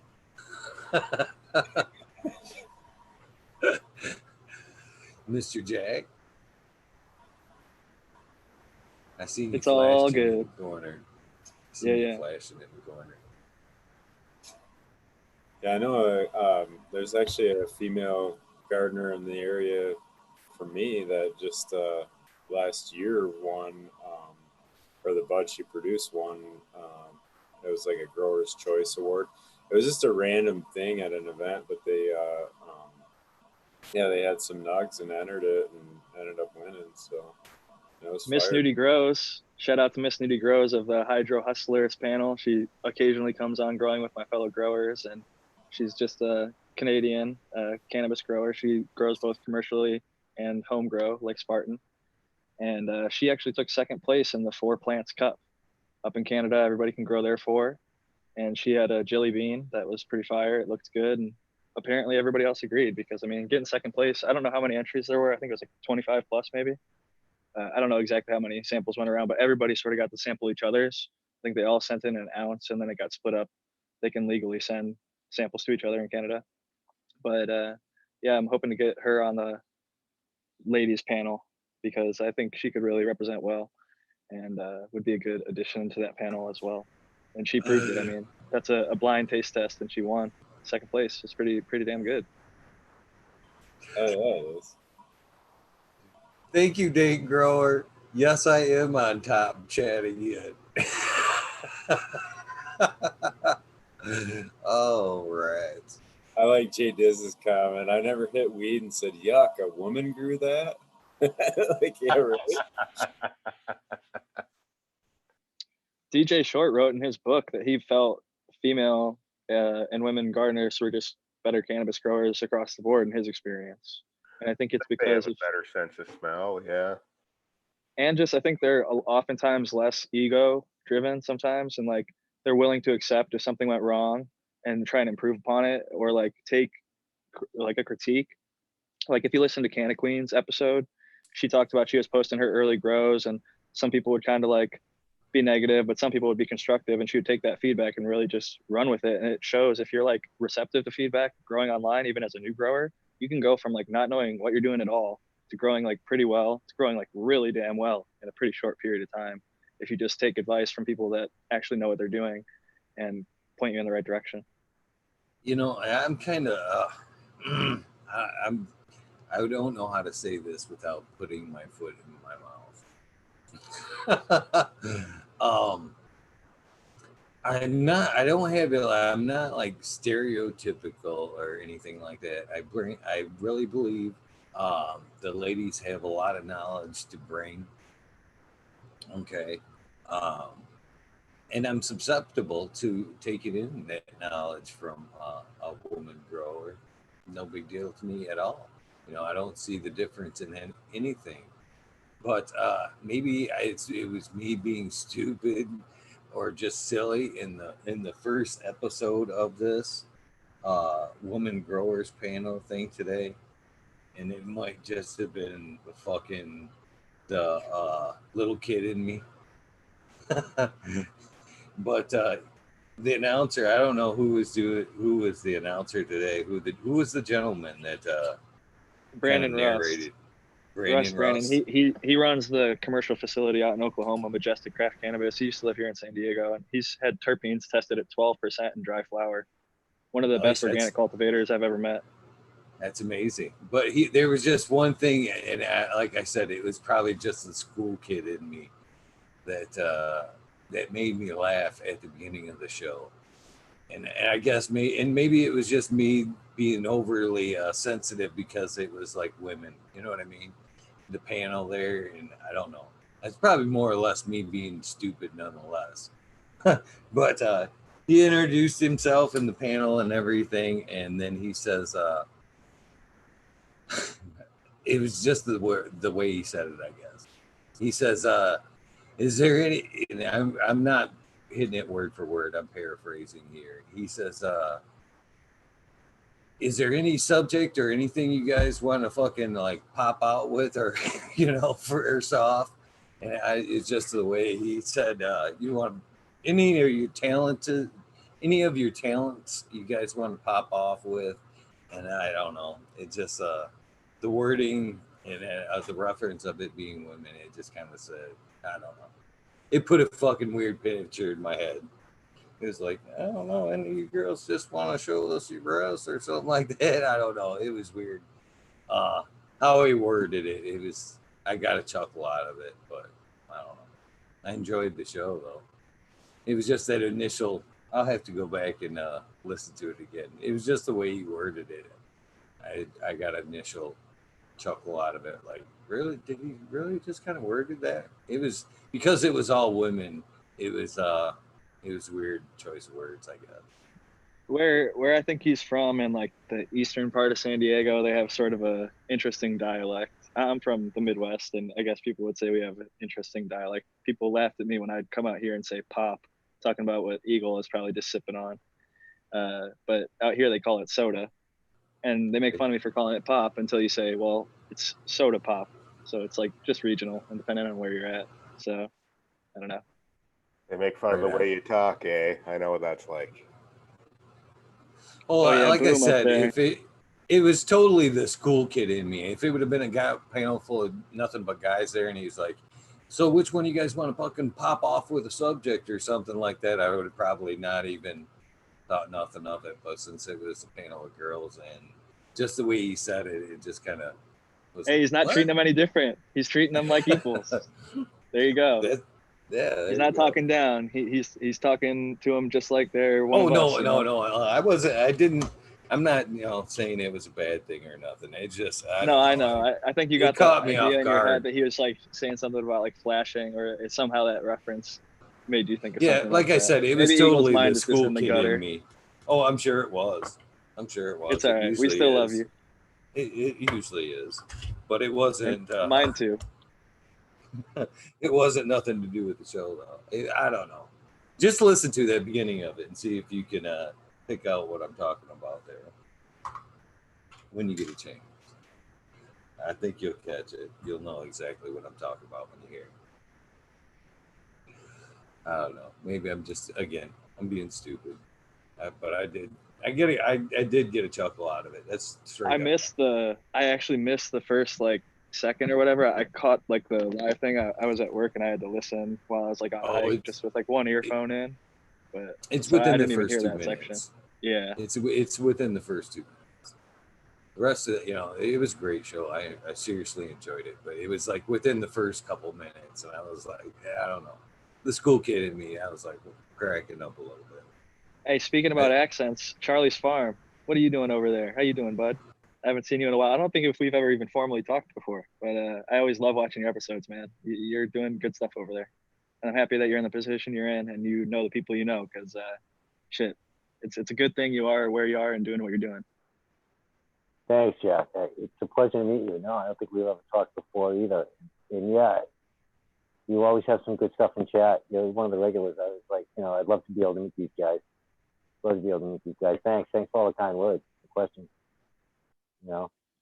If any of you guys are ever in San Diego, hit me up. I'd be more than happy to meet up and smoke with you. And if I'm ever around your parts, I'll let you know. We'll smoke. Yeah, no doubt. Anytime you're at the East Coast, anywhere from DC all the way up to Maine, I'd come and meet anybody. I go to New York too to meet some people sometimes. So anytime, that'd be awesome. How you doing, Boom? They open up the country again. Yeah, that'd be nice. Yep, doing good up here. Yeah, this is my first time on with both you guys too. I don't think we've talked before either, Charlie. No, I don't think so either. Smiley's on every time I'm on. That guy's in there every night. Unofficial, official co-host Smiley in the house. Oh yeah, this works out, man. It's like perfect timing for me, so I enjoy doing it too. I'm very blessed to do it. I guess it's cool to hang out, meet so many new people, man. I can't wait till we can all hang out again. Yeah, Michigan crowd and people local. It's cool. I love busting Eagle's chops to try and keep him on for another 40 minutes while you're driving home from work. Like, hey, Smiley's on his way, man. Just hang in there, play a little music for us, and smoke one. I know. I'm like speeding Keep down it going, highways. man. Oh I could man! put it in my phone, but that'd be stupid. I don't know. Now that you've mentioned that, Jack, I haven't seen Aldridge 25. I hope Aldridge 25 came back after that night. I was just joking with Aldridge that night. Did you see that? I missed it totally, I guess. I was just playing with Aldridge 25. I hope you're here, Aldridge 25, by the way. They won one of the seats, though, right? I'd have to look at my paper. I don't think so. All right. But Jack was in chat that night, and I was kind of like fucking, just wasting some time. And I kind of, at one point, I was like, well, if nobody jumps on, then I'm just going to fucking go to work. And Aldridge 25 said, please somebody come on. And she was, they were throwing the prayer hands and shit. And I kind of, I knew that they were referencing, kind of so the show would keep going on. But I was messing with them going, what? You guys don't like me just hanging out or what? You guys got to have Smiley here? And I think they took it a little. They're like, no, that's not what we're trying to say. And I was like, oh, sure. There's always got to be somebody else. But I don't know if I've seen him since. I thought I'd seen him. No, I'm sure it's fine. That's funny though. I love Chad. You guys are fucking awesome. It carries the show. I mean, Lexi looks forward to the chat, and you guys talk about it outside the show. That's how good it is. That girl thinks she's something. She does love all the attention in chat. She really does. She talks about a lot of who she likes. In fact, she asked me tonight. She said, "Who's on tonight?" And I said, "Well, Boom Farms and Smiley and Charley's Farm and Jack's Greenstock, and I believe Sergeant Pepper's supposed to be stopping in." She's like, "Ooh, those are some of my favorites." Sounds like it's gonna be a good show. Like, you got the super group tonight. Appreciate it. So Jack, I gotta ask, you got your plan A for your test garden. So if things don't go as planned, what would be plan B for you? Well, I mean, as far as like the commercial operation or my home grow? The commercial, like you got that soil in mind, and you were talking about the M3 running for the test one. So if that don't work out, I mean, what would be your plan B, maybe? So we have, like I said, there's a local one, and then if neither of those worked, I'd probably go with like Brandon's got a really good mix using big roots as a base, I really trust the Soil King, Patrick King, especially even more so now after hearing the experience. Kinios for Eagle over there. It's like kin, like your kinfolk, and then like EO, Kinios. I just got my seeds from them, by the way, and a badass little pamphlet showing off all their stuff.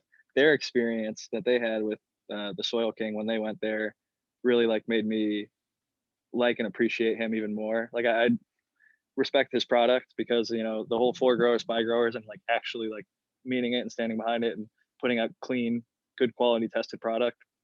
And like to see it crushing at Majestic Craft Cannabis, Brandon got a truckload or a pallet, bunch of it shipped to him, and he adds other stuff like bokashi and things like that. So I'd probably lean on his recipe a bit. He has open sourced it, made it public, and he has his own like microbe boosts and things like that, as well as his bokashi. And I think there's a lot of options. It's just really like finding one that's affordable and sustainable. I think local would probably be best, but if it's not as good, then I really do think the M3 mix is just like something special, man. There's something, not enough people run vermiculite in organic soil. Like the amount of silica it provides simply and easily, and the water retention. I think there's so many positive qualities to it, and people just overlook it as a part of their soil amendments oftentimes. Jack, that's funny you say that. I just actually, it's probably similar because I've heard you mention him, but Bruce Bugby. I was listening to his soil mix in one of the videos, and he goes through their whole nutrient, and that's actually what they use is the vermiculite for their source of silica. And peat. Yeah. They use the same exact thing that M3 is using, and Bugby has been doing a lot of science. So the fact that they're using peat and vermiculite as the base of their mix, and the M3 uses those two exact same things, tells me that the science is supporting exactly what I'm witnessing and seeing. Like the growth, the plants are so healthy. The silica that's provided by the vermiculite, like my plants are like rubber when you're training them. Like they're just so vigorous and healthy. Bend them over, and I've had that in cocoa as well. I mean, you can definitely get a healthy plant in any setup. But when you're just giving water in a soil and it grows well and it produces well, it's not like I'm having horrible yields. Like it produces plentiful, good-looking bud that's extremely clean, smoke. So I'm just really hoping that it works well at scale. I don't have any reason to believe otherwise. I've seen it at pretty large greenhouse operations in Michigan and some other places have success. So hoping to emulate that on in our little plot that we've got. No, definitely. I think it's successful. My question is like, what do you think about like latent flower? If you were adding a silica, you typically remove that from the regimen, but you're not going to be able to pull vermiculite out of the soil. And is that ever going to be a problem, do you think, or would be issue at the end smoke?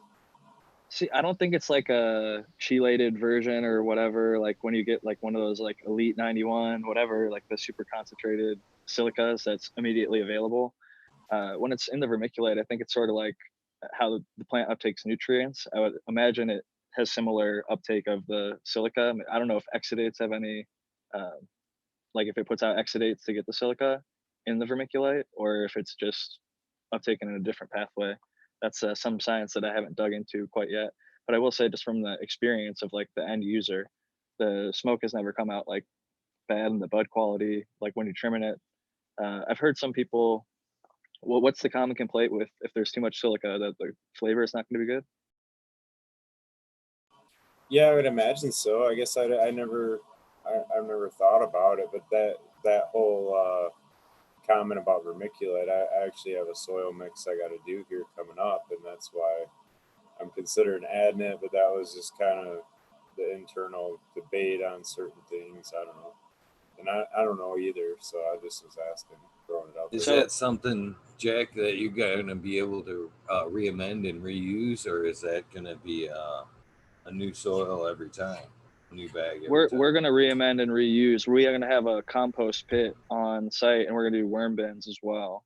So we're gonna be able to supercharge it. And the thing is, we have a Tangelo orchard that's right in front of the farm. So like the front half of the farm is a Tangelo orchard, and the back half of the farm is going to be a cannabis farm. And we'll use some of like the leaf material and even some of the citrus. You have to compost it more than like give it to a vermiculite or the worm bin. I don't think worms like a lot of citrus, but having those and it's all organic. Part of the reason we got the license was, like I said, I don't know if I told the story or not, but when he was taking care of the Tangelos, he had everything like the pesticide applicators come in and use only organic everything and did everything by the book, even though he didn't really have to. Like it was his private property. It wasn't like a big commercial thing, and he just took really good care of it. So thankfully we have a nice clean source, and like everything that's on our property is, you know, not having issues with spray. And on top of that, we're not growing in like the ground or native soil. We're going to have like tables. We're going to be in pots, and it's going to be, I think, pretty replicatable. We're going to try our best to keep the soil. We're going to do soil testing between each run and see how much like nitrogen is missing and re-amend some of that specific, like worm castings is a good source of nitrogen, for example. So we're going to be working with agronomists and doing it very as high science as we can. You know, just because you brought him up, you know, Patrick will be here next week to speak with us and hang out. That's awesome. You're honestly like, I love all the different guests that you're getting from breeders to people like, I really like the T-Dog the Artist episode, man. That was fucking awesome. He's a cool dude and his art's amazing, and just such a wide variety of great guests. I've been loving the show. That's what I was talking to say too. You're the man at getting people on, dude. It's fucking unreal. It's been mind blowing. I've been talking to T-Dog today about maybe doing like a logo for the show. Now, I don't want to no branding for myself, but I'm thinking about doing a branding for getting some type of branding for the show now. And another cool person, you guys may or may not know. God, you guys make me feel old when I talk about shit like this. Old Canada grower I got a hold with of today that I've been trying to get him for a while now, and he got back today and said, fuck yeah, let's do this. And I was like, fuck yeah. Was Jason Wilcoxon will be coming on. He was fucking one of the first pioneers that really were on YouTube, not just showing grow videos, but quality grow videos, tech grow videos, technical terms. It wasn't just, you know, grow how to do this or whatever. He was actually trying to teach the science of growing as he was going. And it was very insightful back in the day. And he laid off for quite some time, and then he's kind of re-emerged a little bit with the cannabis in Canada lately. But yeah, I'm stoked about getting him on as well. That's going to be a great night too. It's cool to pull these people back into the community. Like when Fada Mike, his page got shut down, and I think you were the first person to have him publicly come back on since, like, I think he's maybe done a few YouTube videos, but they were like over a year ago, and he hasn't done much recently at all. And you got him on, and I think that's what got Kineos Genetics came on shortly after. And that was actually my introduction to both of them. Like, no disrespect to either of them, I just hadn't heard of them before. And I was actually so impressed that I, you know, went and picked up a pack because I saw Fada Mike killing it with that berry lights. So I got a pack of berry lights. It looked amazing from every description that they gave. I was like, you know, I feel like when you hear someone talk about something that they have that passion, and you go and check out their garden, you can just tell when somebody's really 100% all in, and like they're smelling that smell. They're not just saying it to like sell you a pack. Like they're actually living that in their garden. And I figured they definitely deserve the shot, and they gave me a nice deal, so I couldn't pass it up. And it was super cool to have that interaction through this show, essentially, to meet both of them and get to interact with both of them in social media afterwards. I was really bummed out today. They had a like an auction of like subcool F2s they had reproduced, and they were like 10 packs. There was like 30 seeds in all they were giving away, you know, auctioning off. In the last bid that I bid 45, and then I had seen just past time. They were like half hour to go, and it was like $45. somebody had just outbid me, so I wish that'd have been a nice score of 30 beans right there. I could have divided up and passed along to some good folks on the show. I'm going to keep my eye out for their next auction there too. I think there's like 3 more they're going to have over there. Some cool replicas. So I think I'm going to keep my eye out for that and try to score some just to pass out to the people on, for the show. Little contest beans.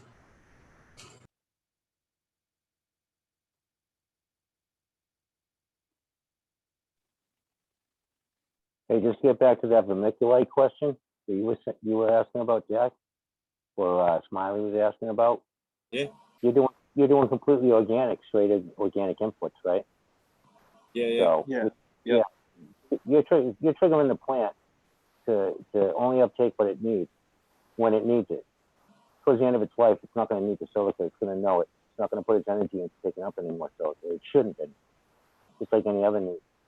When you're in synthetics, you're forcing it down its throat. It's going to take up whatever you're giving it. So, I don't use silica. I have, but I actually have a bottle. I was thinking about putting it in again for a couple of strains, but that's different. You got to cut it out right before they hit peak at, week 5. I used to take it out, but in your organic inputs, it should be not taking up towards the end of its life. It's just going to shut down whatever it doesn't need.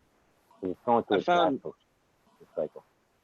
If you use the right pot size with organic soil and you have a good mix, like whether it's Coots mix, Subcool Super Soil, the M3 mix, the Build a Soil recipe, the Kiss Organics recipe, there's so many good ones out there. If you get the right pot size and you transplant up, or even if you just give it enough root space and or watering it properly, in organics, like you said, it just sort of, it's got everything there. It's got a buffet of nutrients that it needs. The plant puts out the exudates that it wants. Oh, I want nitrogen. I'm going to put out exudates for nitrogen. The microbes break that down, that blood meal in the soil. Now I got some nitrogen immediately available. It greens it back up, keeps it growing. Then later in flower, as it's finishing up, the plant naturally senesces and it gets this beautiful fade like every single time. If I put it in the right pot size, I always get that super beautiful fade. And I just think it's a little bit harder to like trigger that with a synthetic recipe. It's not impossible. I definitely see people doing it, and I've been able to do it myself. I just think with organic, it's a little bit easier for most people, at least for myself, if you're just giving it water the entire time. Subcool used to say, I'm flushing the plant the whole time. Absolutely. And then, the right pot size is key, because once you get that soil dialed in, whatever recipe you're using, that plant, by the end of it, it's going to use everything that's in that pot. It's going to be nothing left in the end anyway, because you're going to have it so dialed in that it's just the right amount of inputs that it's going to be completely used up. It's stripped from the soil already from the plant. No, I appreciate that you said that, because that's true to a certain extent, where like in a biological system, you can hold nutrients inside the biology in that soil. So it definitely would matter, how functional that biology is too. But it's true. Well, and I'd say that it's not using maybe 100% of what's in the soil. Maybe it's using a good amount of it, enough to get itself to that point where it can have that senescence and that like fall and like death. It's every plant it's a 1-year plant. It's not meant to, like in nature, cannabis doesn't stay around for multiple years. It knows the winter is coming. It's going to drop its leaves and drop its seeds and try and put out its stuff for the next year. And I think that it sort of, when it runs out of food, it's sort of thinking, okay, well, I guess this is my time. My time is coming. So I need to trigger that effect and do my best to eat up all my, I think that senescence is partially triggered because if you think about like in a human, if you lock a human in a freezer, the first thing that their body does is send the heat away from their hands and their feet to the vital organs, mainly your genitalia. For like a male, it's the testicles. Female, it's their ovaries. And with a plant, as it's starving, as you let it die out in that soil, it's not going to protect its leaf, because the leaf is there to promote photosynthesis. It's going to protect its sex organ. And if it's unpollinated or pollinated, it's going to want to keep that bud as healthy as possible. So it's going to commit as much effort to keeping that part as healthy as possible, as long as possible. So that's why I think when they say, oh, we tested blood that was flushed versus blood that was unflushed, and they both had the same amount of nutrient content, it's like, but did you test the leaf? Because if one's completely green and one is yellow or purple and it faded, I'm going to assume that the yellow and purple faded out one is going to smoke a little bit smoother, in my experience, across the board, where This is the one that's completely green still comes across as a little bit more harsh. This is my thoughts on flushing it, and I'm open to, this plenty of open discussion here. I don't, I'm not feeding in large amounts towards the last end of flower there, and I believe the plant's only taking up what it needs at that point, and so if there's anything bad in the soil, especially if you were growing in a soil or dirt or whatever, if there were any heavy minerals being taken up by the plant, you're not going to flush those heavy minerals back out of the plant. No matter how much water you throw it out, you're not going to flush out heavy minerals out of that plant. You might flush out extra nutrients, but not the heavy minerals that are in it. So with that being said, it's only taking up what it needs at that phase in life, which at the end of flower is very minimum. So even if it does have some nutrients left in its system, I kind of, again, this is my next thought in the process. When you cut a rose and you take it and you put, you're into its next step, you can keep it alive and put it in water with a little bit of nutrients and it will bloom out further.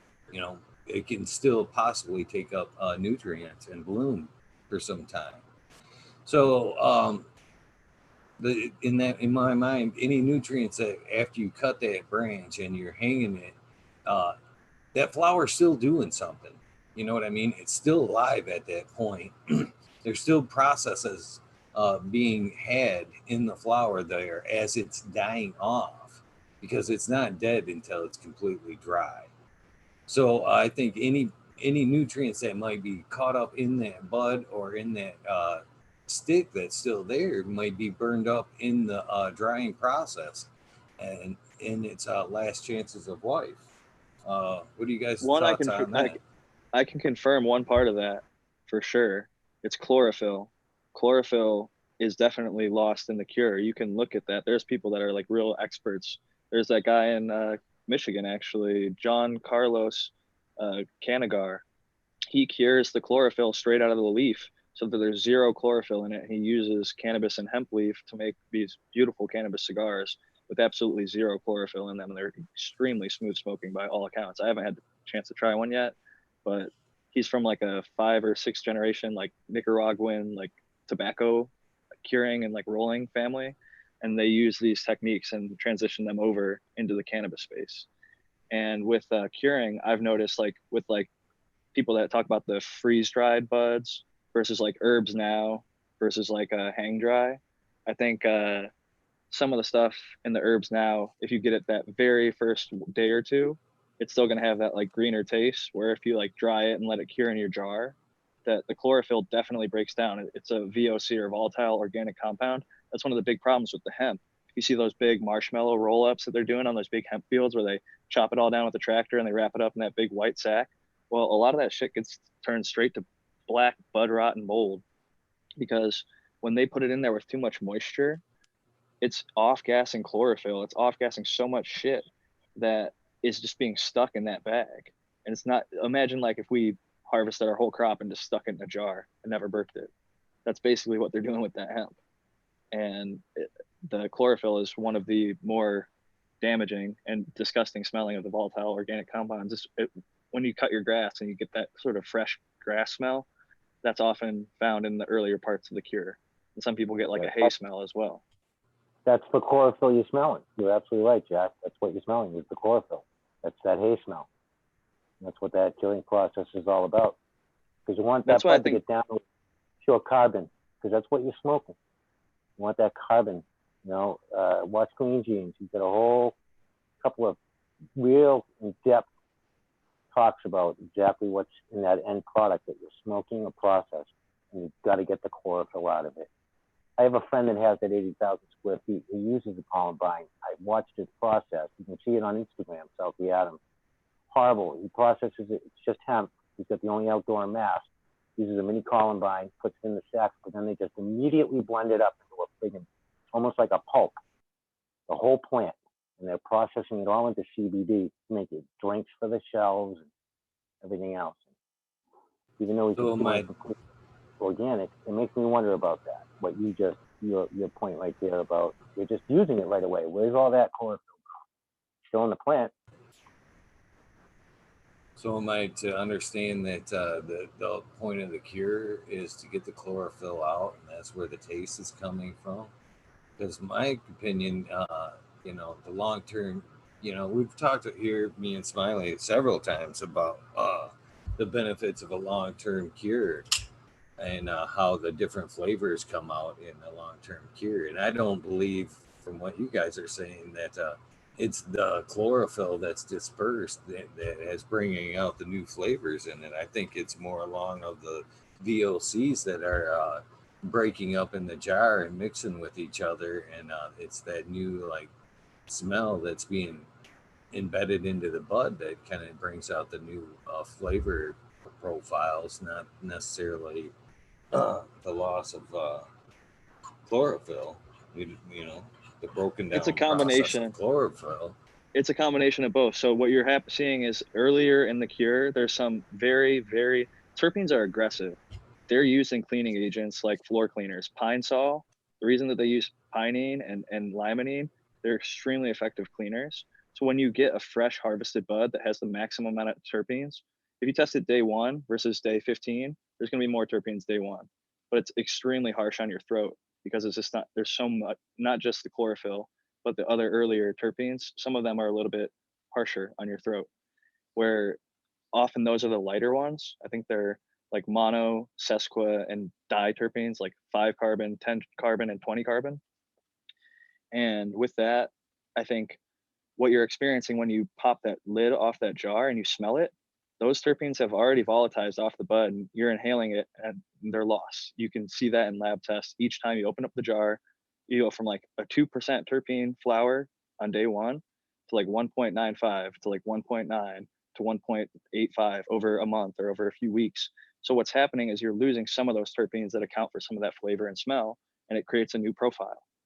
I think that's a little bit, it could be like marinating within the flower while it's in there. You know, it off gases from the trichome into the jar and then reabsorbs back either into the trichome again or into the flower. It's like hard to speculate on what exactly would be going on. I definitely do agree with you that during a long cure, the flavors do change. And I'm going to have a lot better experience with that now that I'm going to have that curador coming, because I've kept stuff for a year for the last 5 or 6 years now. And I sample a little bit of the bud, like at a month, at 2 months, at 3 months, at 5 months. And by the 1 year mark, when we have everything at 420, it's always usually like kind of like yellowed and a little bit more CBN. But with the curador, with the temperature not rising and keeping it in that proper range, I'm curious how the long cure will go without losing as much of the terpenes. I don't think the VOCs and the new you know, mix of the terpenes, you know, the terpenes coming out and mixing together in the VOC style is all 100%. I don't think it gets into the terpenes. I think or the trichomes themselves. I think that that it progresses a natural breakdown of the trichome itself. But I do believe that, and I compared it to a gym bag the other night, that that new smell that is created from the trap of the off gassing does, because it's an organic porous material, soak up that new smell and flavor. Because it's just like a gym bag. You can take clean clothes, you can take some dirty clothes, you can take some fucking dirty socks and lock them up in that gym bag. And because it's a porous organic material, fucking everything is gonna, you know, it's gonna become one after a week in that gym bag. Them clean clothes are gonna slightly stink like socks. You know, it's gonna make one smell, and everything's gonna smell like it because it's somewhat porous. And I think that's exactly what's going on in the jars. They're creating their own new smell and flavor, and then it's just kind of pushed back into the bud. See, where I agree with you, if it's all the same variety, it sort of homogenizes, but I've kept different varieties in the same jar. So if I have a Girl Scout cookie and an OG, two different varieties completely different varieties, and I stick them in the same jar, they're not going to taste the same. If I smoke them separately, you can see like a forum cut Girl Scout cookie is black. It's so dark. And then you got your OG Kush, which is like a lime green. And Well, because it's not under pressure, you're never going to get it to, get to the center of the bud. So the original flavor profile is going to be in there somewhere, unless. well, I'm saying even if you chop them at the pressure. same day and put them in the same jar during the cure, I think that you would be able to distinguish one genetic from the other. I think that it does homogenize a bit, and they might make an impact on each other. But like even the same variety, my tops don't taste the same as my shoulders. My shoulders don't taste the same as my larf, even if I put it all in the same jar. Yeah, because they're oxidizing. There's no question. I agree with a little bit of both. I mean, Jack, you're right on point. That chlorophyll, that they're all oxidizing, and that fruit is still ripening in that jar. They're still maturing, those trichomes and those terpenes. Even though you might get a stronger smell at harvest, they're still not at their perfect maturation point until they've had a certain cure. Each strain is different, but it's bonding with that oxygen. That's why you got to get that chlorophyll. I mean, that's why curing is so important. It's actually one of the most important towards the end. Is it's going to bond to not only just to the oxygen molecule, it's going to change the color of your bud and the profile of your terpene, but the bacteria that are in the air as well that get into that jar, they also help with the breakdown and the maturing of the trichome itself, because that head isn't at perfect ripeness until it's had the right cure and that moisture level. That's the key as well, because that's what it's bonding to. That water that's being created, those water molecules in the jar bonding with the chlorophyll molecule that's off gassing and oxidizing, and the terpenes, and that's why it's key to open that jar to get those fresh bacteria and oxygen molecules in there in order for the whole process to take place. Sorry. I think it has to do with being an anaerobic process, and right. I think up until then, you're basically equalizing the moisture in the bud and the stem to a low enough water activity where no mold or anything can take place. And then I think when you go into a cure and you're actually doing a long cycle of a seal in a jar, you're activating an anaerobic process in that. And I think that's why it takes them, my experience, it's about at minimum a 4 to 6 week process. And then it's like in that range, all of a sudden you'll notice this dramatic change in the smell of the jar. And when you smoke it and everything it's more dramatic in certain ones from what I've had experience with than others. And some of them get less as they get older too.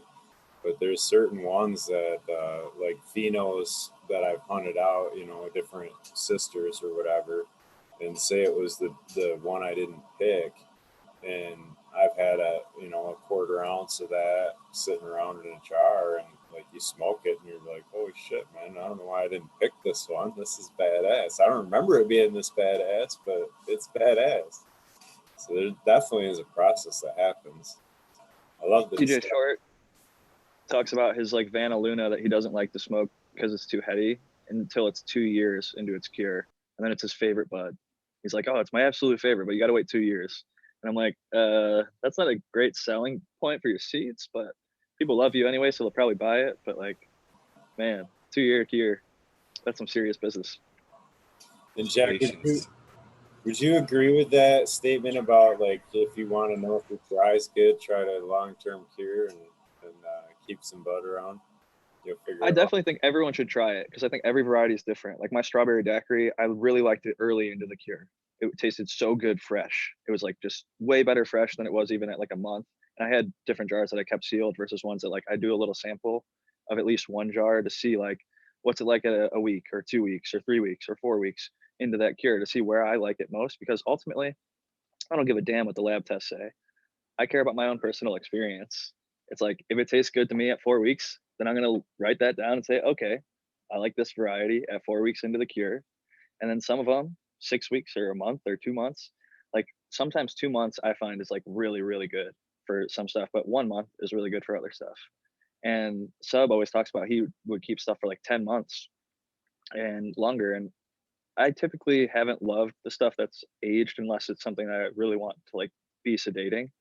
Because a lot of stuff I like is daytime smoke. A lot of people would say it's more uplifting or like flavorful. And a lot of those like really enjoyable notes I think are fresher, like on fresh bud, like it's stickier, terpier, but like older bud seems like it sometimes gets a little bit overly dried. I think a big part of the cure is definitely the water activity level. Because like if it's so harsh that you're hacking up a lung because there's so much water in it, it's just not enjoyable to smoke, whether it's the chlorophyll or the water or whatever. You just got to get it to that proper low enough moisture level. Hopefully the chlorophyll's gone and there's enough terpenes and THC and cannabinoids left around to get you where you want to go. I just want to state a couple of things while we've got a little bit of a pause here, because I do want to pause this conversation and not change it. One, boom, I want some of your fucking edibles. Two, I fucking appreciate this cannabis community so fucking much, man. Just because I'm sitting here, I'm looking at the numbers, 64 right now, 3 o'clock in the fucking morning. I can't think of anything else that anything else in the world other than cannabis that can pull 64 fucking people together at 3 o'clock in the fucking morning. I mean, if you were drinking right now with fucking a bunch of buddies, I doubt you could get 64 fucking people together to go, hey, let's learn something. At fucking 3 o'clock in the morning. That ain't happening. But we got 64 fucking great people here smoking some cannabis, wanting to fucking enlighten their fucking minds. And I think that's fucking awesome. I'm sorry. Well, Go back to and just imagine, I want to say one more thing about that. My buddy Shane from the Cheap Home Grow, he said like when you look at the analytics and you see like even like a day or two after, you get like 3, 4, even like sometimes 600 or 700 views. One of these things, it's like, okay, that's just a number on a screen. But imagine you walked out of like a hydro store and there was 300 or 400 people waiting there like, hey man, I listened to your show. I love listening to your show. We all love your show. Like we're all your fans. Just like people have those meetups and people travel. And as your show gets bigger, eventually you're going to be going to these cups when things start opening back up again. And you're going to be not just seeing 1 or 2 people, but like crowds of people. Like, shit, I listen to your show all the time. And it's crazy the community that is built. And it's a lot bigger than it seems. And not only is it 3 a.m., it's midnight for me. And then there's people in Australia and Germany and like all over the world listening in different time zones currently here. And then there's going to be people listening right when they wake up tomorrow morning and all the way throughout the day. So it's quite amazing, the community that we have on. Thankful for YouTube in that regard. Despite the purge a few years ago, I think they're if we label it adult content, they're leaving us alone for the most part and letting us host stuff like this, which is a great educational tool.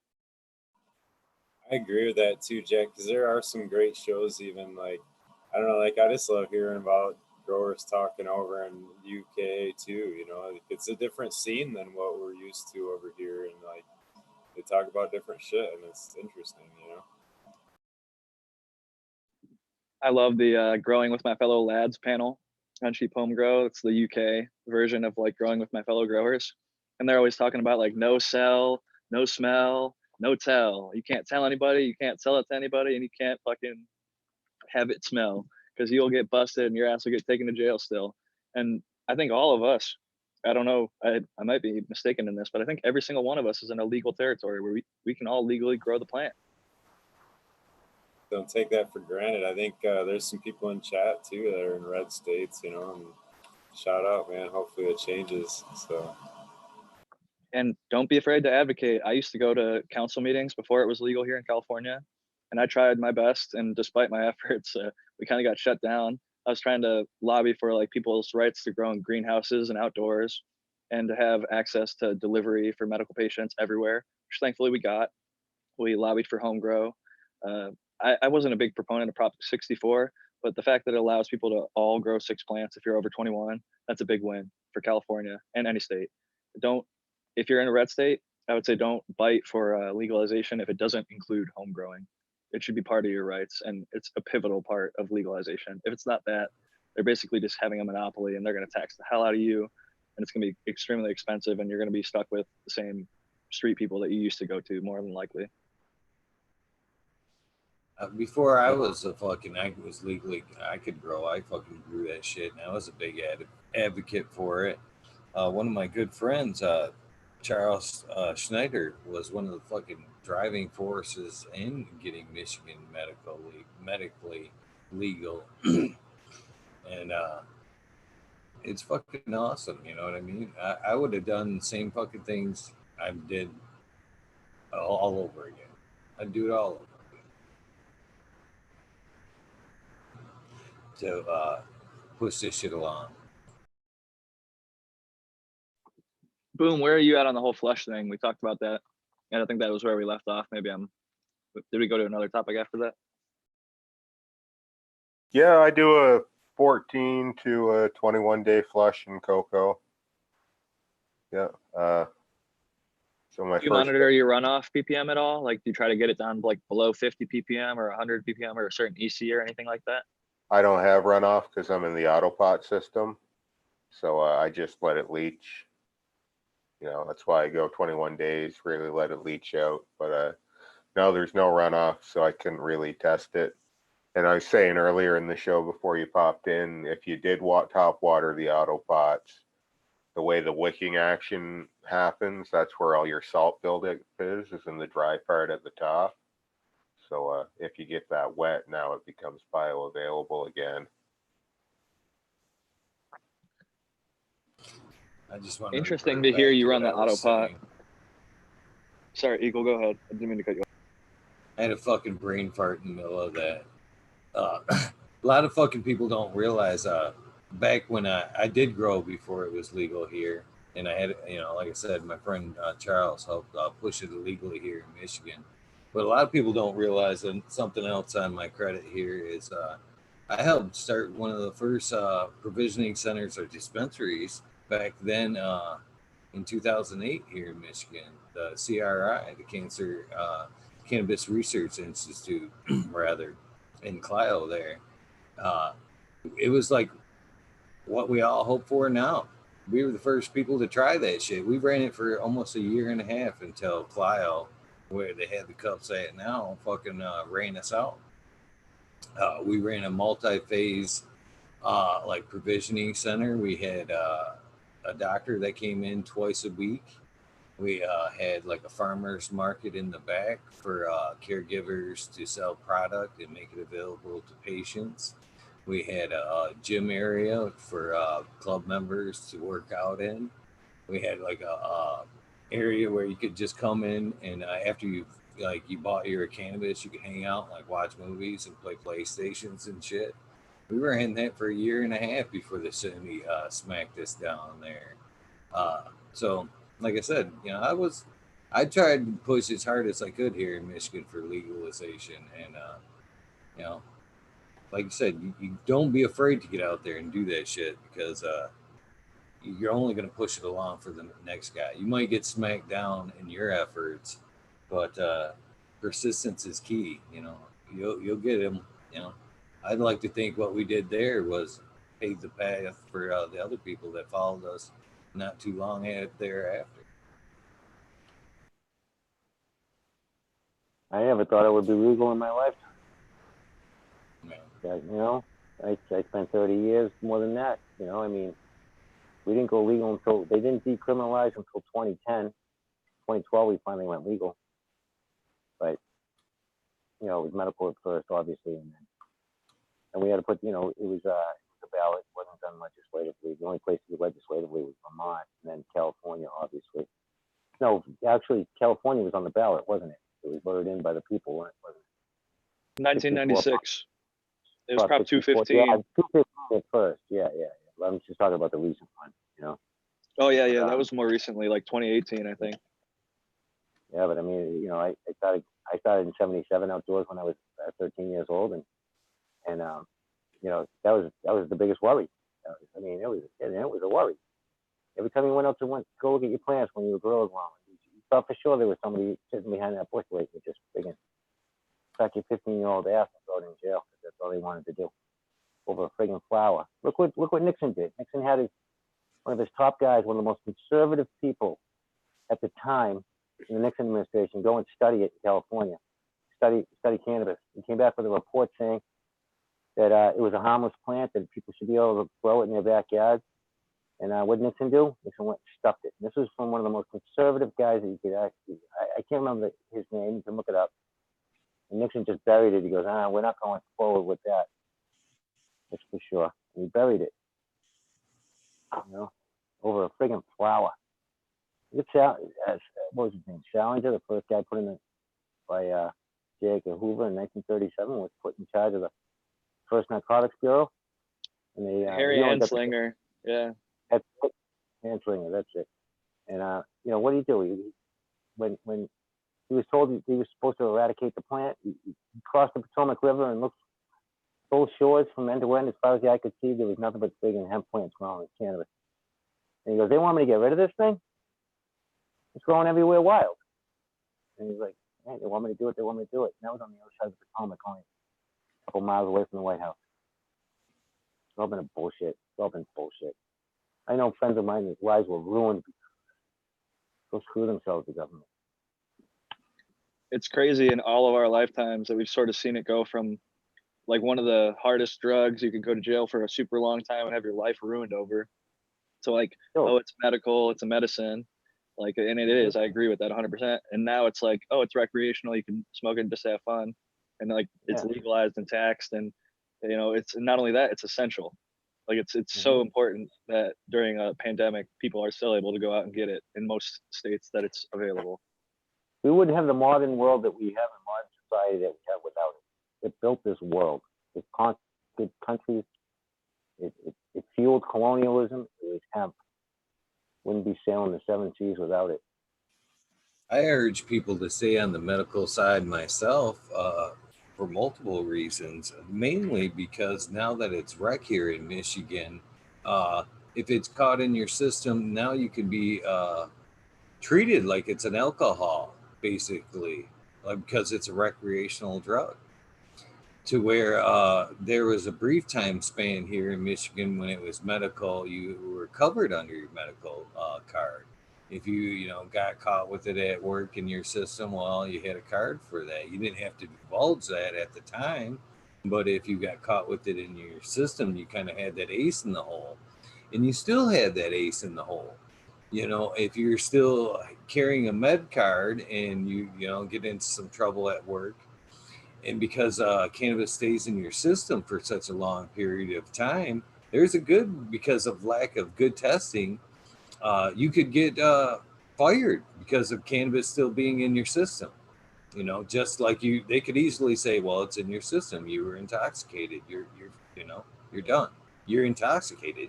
You were using a recreational substance that alters you. So, that's room for termination right there. But if you're carrying your medical card again, it's in your system and it's a long-term effect, but you're covered under your medical laws. You know what I mean? And you have at least ace here in the hole. In California, it provides you a larger plant count, as well as you can carry like 1 ounce if you're recreational versus 8 ounce of flower. And the amount of concentrate you can carry is also larger. So I also advocate everyone, if you're in a medical state, I think it's worth it. Whatever it costs to invest in getting your card or doctor's recommendation, I think it's worth it, because if it comes down to your safety, you want to have that extra layer of legal protection and that peace of mind to know that at least there's a doctor who put their ass on the line. Because when it comes down to it, they're also going to get in trouble if you're not a legit medical case, if you go to like court with it. So you have somebody else who's going to be there fighting to say, look, this person actually needs it. Like, their license is on the line just as much as your ass is on the line for getting caught for doing something maybe not so legal. I just thought of another reason to throw on top of there is if the medical numbers stay up and don't decline, I'm afraid if people don't stay medically legal, and them numbers decline, that research may decline medically into cannabis because of the lack of medical users. They may just be go, nobody's medical anymore. Whoop-de-doo, let's keep pushing it rec. But if the medical numbers stay up, hopefully the research medically will stay on point and not fall far behind because of the rec use. What do they have for testing in Michigan for field sobriety? You know, like if you're saying that if you get pulled over, how do they test you? They got a Swab bullshit test. road. They got a bullshit roadside test too that you can. You're basically supposed to deny taking because it's basically up to the officer's opinion of how you pass or fail. And if you submit to it and then they write down that you fail, then that is like legally binding, and where you're better off to not have it and make them prove that you're intoxicated in another way somehow or whatever. But yeah, I was understood that you could lose your license if you refuse that fucking thing right then and there. And it's only certain counties that are actually doing testing, but that's what I was told. I don't believe so. I have lawyers in the family, and you said it, Smiley. Don't give them evidence, because that's what you're doing. You're giving them evidence potentially that they can use against you, even if it's alcohol. Don't give them they're going to take your license anyway, pretty much. Like 90%, 99% of the time, they're most likely going to take your license. So don't give them that. And Eagle, you might be right for like a breathalyzer, but I believe like the physical, like jump on one leg, say the fucking alphabet and all that shit is like the I'm pretty sure it goes for any sobriety test if you refuse it. If it, yeah, pretty sure. You can say I'm willing to double check I that. I don't want to do it. Like my hip I have a bad hip, so you can blood test me at the fucking if you want to take me down to the station for a DUI. But if you don't have any further evidence, like the whole thing that the Pop Brothers of Law push is just don't even engage them in a conversation that would get to that point. Like when they pull you over, you ask them, why did you pull me over? So then they don't get you into this big trap of like leading you down a bunch of questions that they're going to get you to answer in a way that makes them say, well, now we have suspicion to search your car. You ask them, why did you pull me over? And then if they ask you questions, you say, I'm not discussing my day. It's as simple as that. I'm not discussing my day. You're not legally bound to discuss your day with them. Even if they say, hey, this area is known for weed dealers, I think you might be coming in here to pick up some buds and it smells like flower. I'm going to search your car, or we're going to bring the dog out. At least here in California, smell is not probable cause. So even if it stank like flower, it's not probable cause. Don't give them the right to search your vehicle. And if they, one of the important questions to ask is, am I being detained or am I free to go? And if you're detained, then you shut the fuck up. Say, I plead the fifth. I assert my Fifth Amendment right to not speak.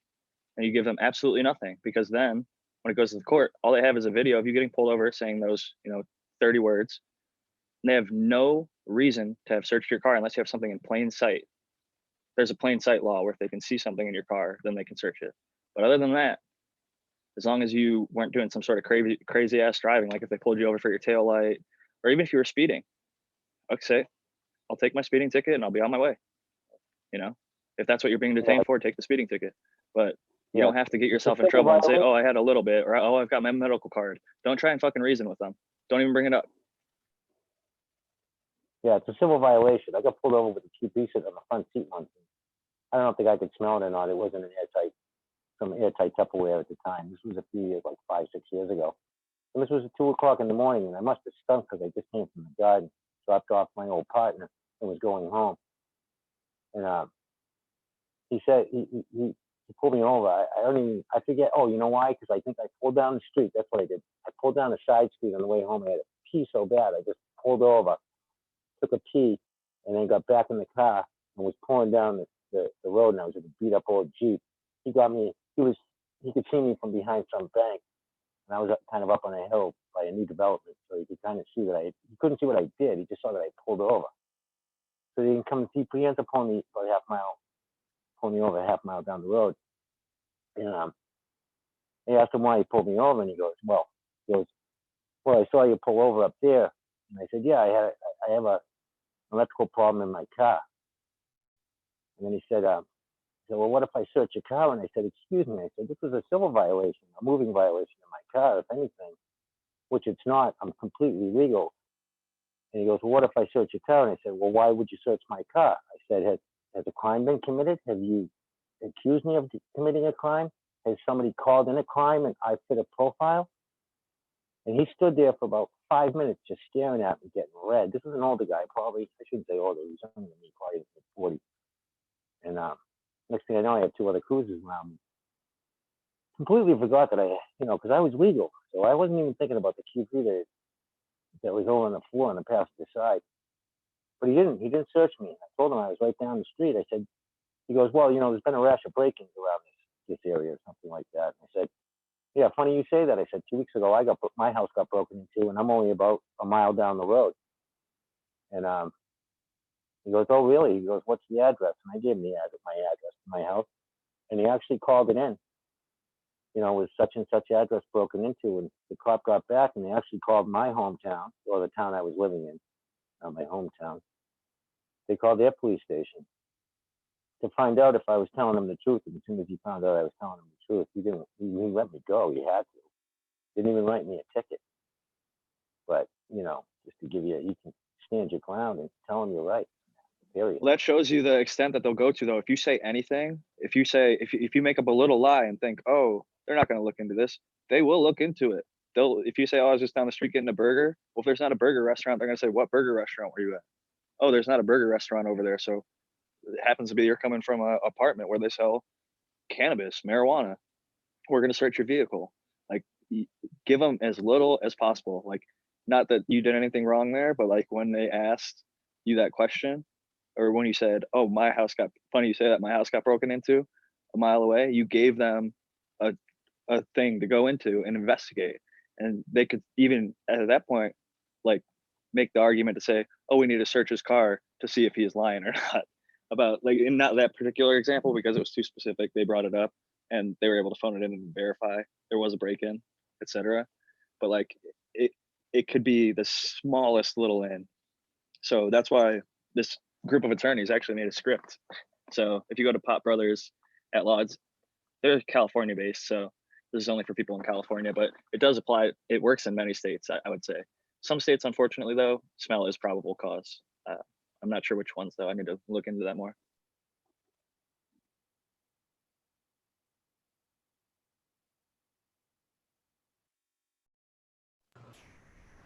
Do you know if in your states is smell probable cause? I know in California it's not. I've heard in Michigan it's not. It's not. I'm in Massachusetts. No, it's not probable cause. What about Rhode Island?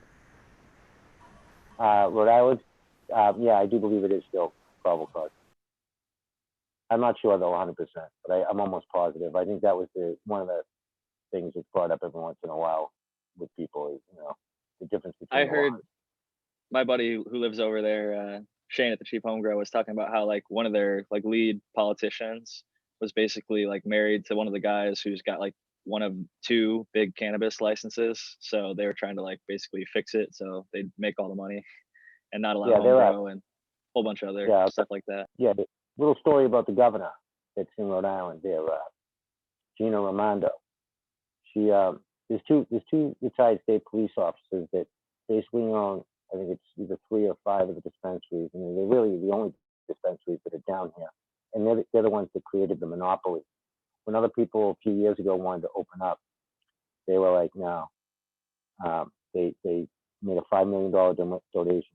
Next thing you know, nobody else was getting any licenses, so they basically had the monopoly. Well, what happened too, on top of that was, all right, so Gina Romano gets elected, and she starts up with, and then the other thing too with the monopoly was you had a lot of people that came down here with deep pockets, and they started getting some big commercial grows going. The problem was that they were producing so much, but then those 2 state police, they could produce a huge amount themselves too with their grows. So they would put in orders with some of these people that were putting a lot of money into their freaking commercial grows indoors. And they would take an order of, I'll take 500 pounds from you at this price. Well, out of the 500 pounds, when it came time for you to go cash in with the order that they had put in with you, they'd be like, you know what? I ended up producing 300 of that 500 pounds. So we only want 200 pounds, and we're only going to give you this much for those. So they ended up putting almost every other commercial grower in the state out of business within a year and a half, 2 years. And then Gina Raimondo, about 3 or 4 years back, she started, when she first got elected and the laws went in that you could do a home grow, she goes, you had to pay it. She wanted a tax of $350 per plant. And it wasn't just a home grow, it was commercially too. But then when you know it, within the first year, she ends up going in. She has a partnership, or she has whatever, her own commercial going now too with her husband.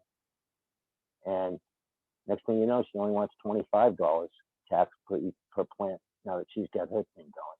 Rhode Island's been always run by the mob, always has been, always will be. That's why you got Federal Hill, And I don't mean that in a bad way. Listen, my hometown is Boston, my home city, and the North End is my backyard. North End in Charlestown. And growing up in high school, I went to high school in Boston, a private high school, and that's where I used to hang out. And I knew all the guys down there, and I still know a few of them. But it's always been run down here by them. Always has been. Look at Buddy Sancy. He used to be the mayor. He went to jail for, he's the mayor of Providence. He went to jail during his term.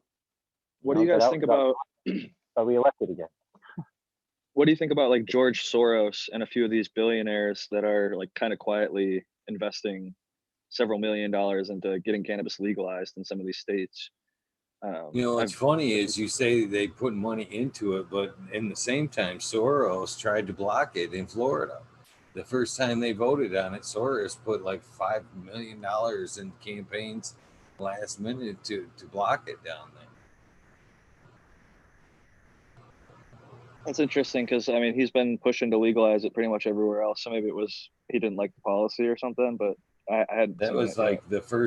It was like, I don't know, about 7 years ago when Florida's first shot at trying to legalize it medically down there.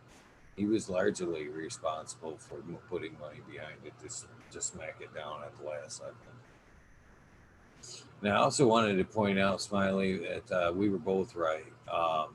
Camorra law suggests that, at least in cannabis use, that you do deny it. It's worth the simple infraction, kind of like Charlie was saying. But then again, I looked in Michigan law, and they say if you refuse that OWI, that the first offense of refusing it is losing your driver's license for 1 year and up to 6 points on your driver's license. So I guess, you can fight it in the long run. You may, shoot it down there. But like you said, you're probably giving them evidence like Charlie. But you're definitely going to lose a driver's license temporarily until you go to court.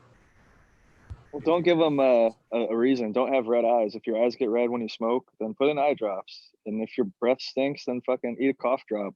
Gum is not strong enough. That's my one big piece of advice for a lot of cannabis users. You think that little piece of gum or that Tic Tac is covering up your bong hit, but it's fucking not. I think you need to go and get yourself something a lot stronger, like a cough drop or some sort of food, something that's going to really mask and cover the smell when you're talking, especially when somebody's standing right at your window and you're talking right into their face, breathing out onto them. They smell smoke on your breath that doesn't smell like cigarette. They're going to assume it's cannabis or some other drug. And then they're going to start questioning you a whole lot differently.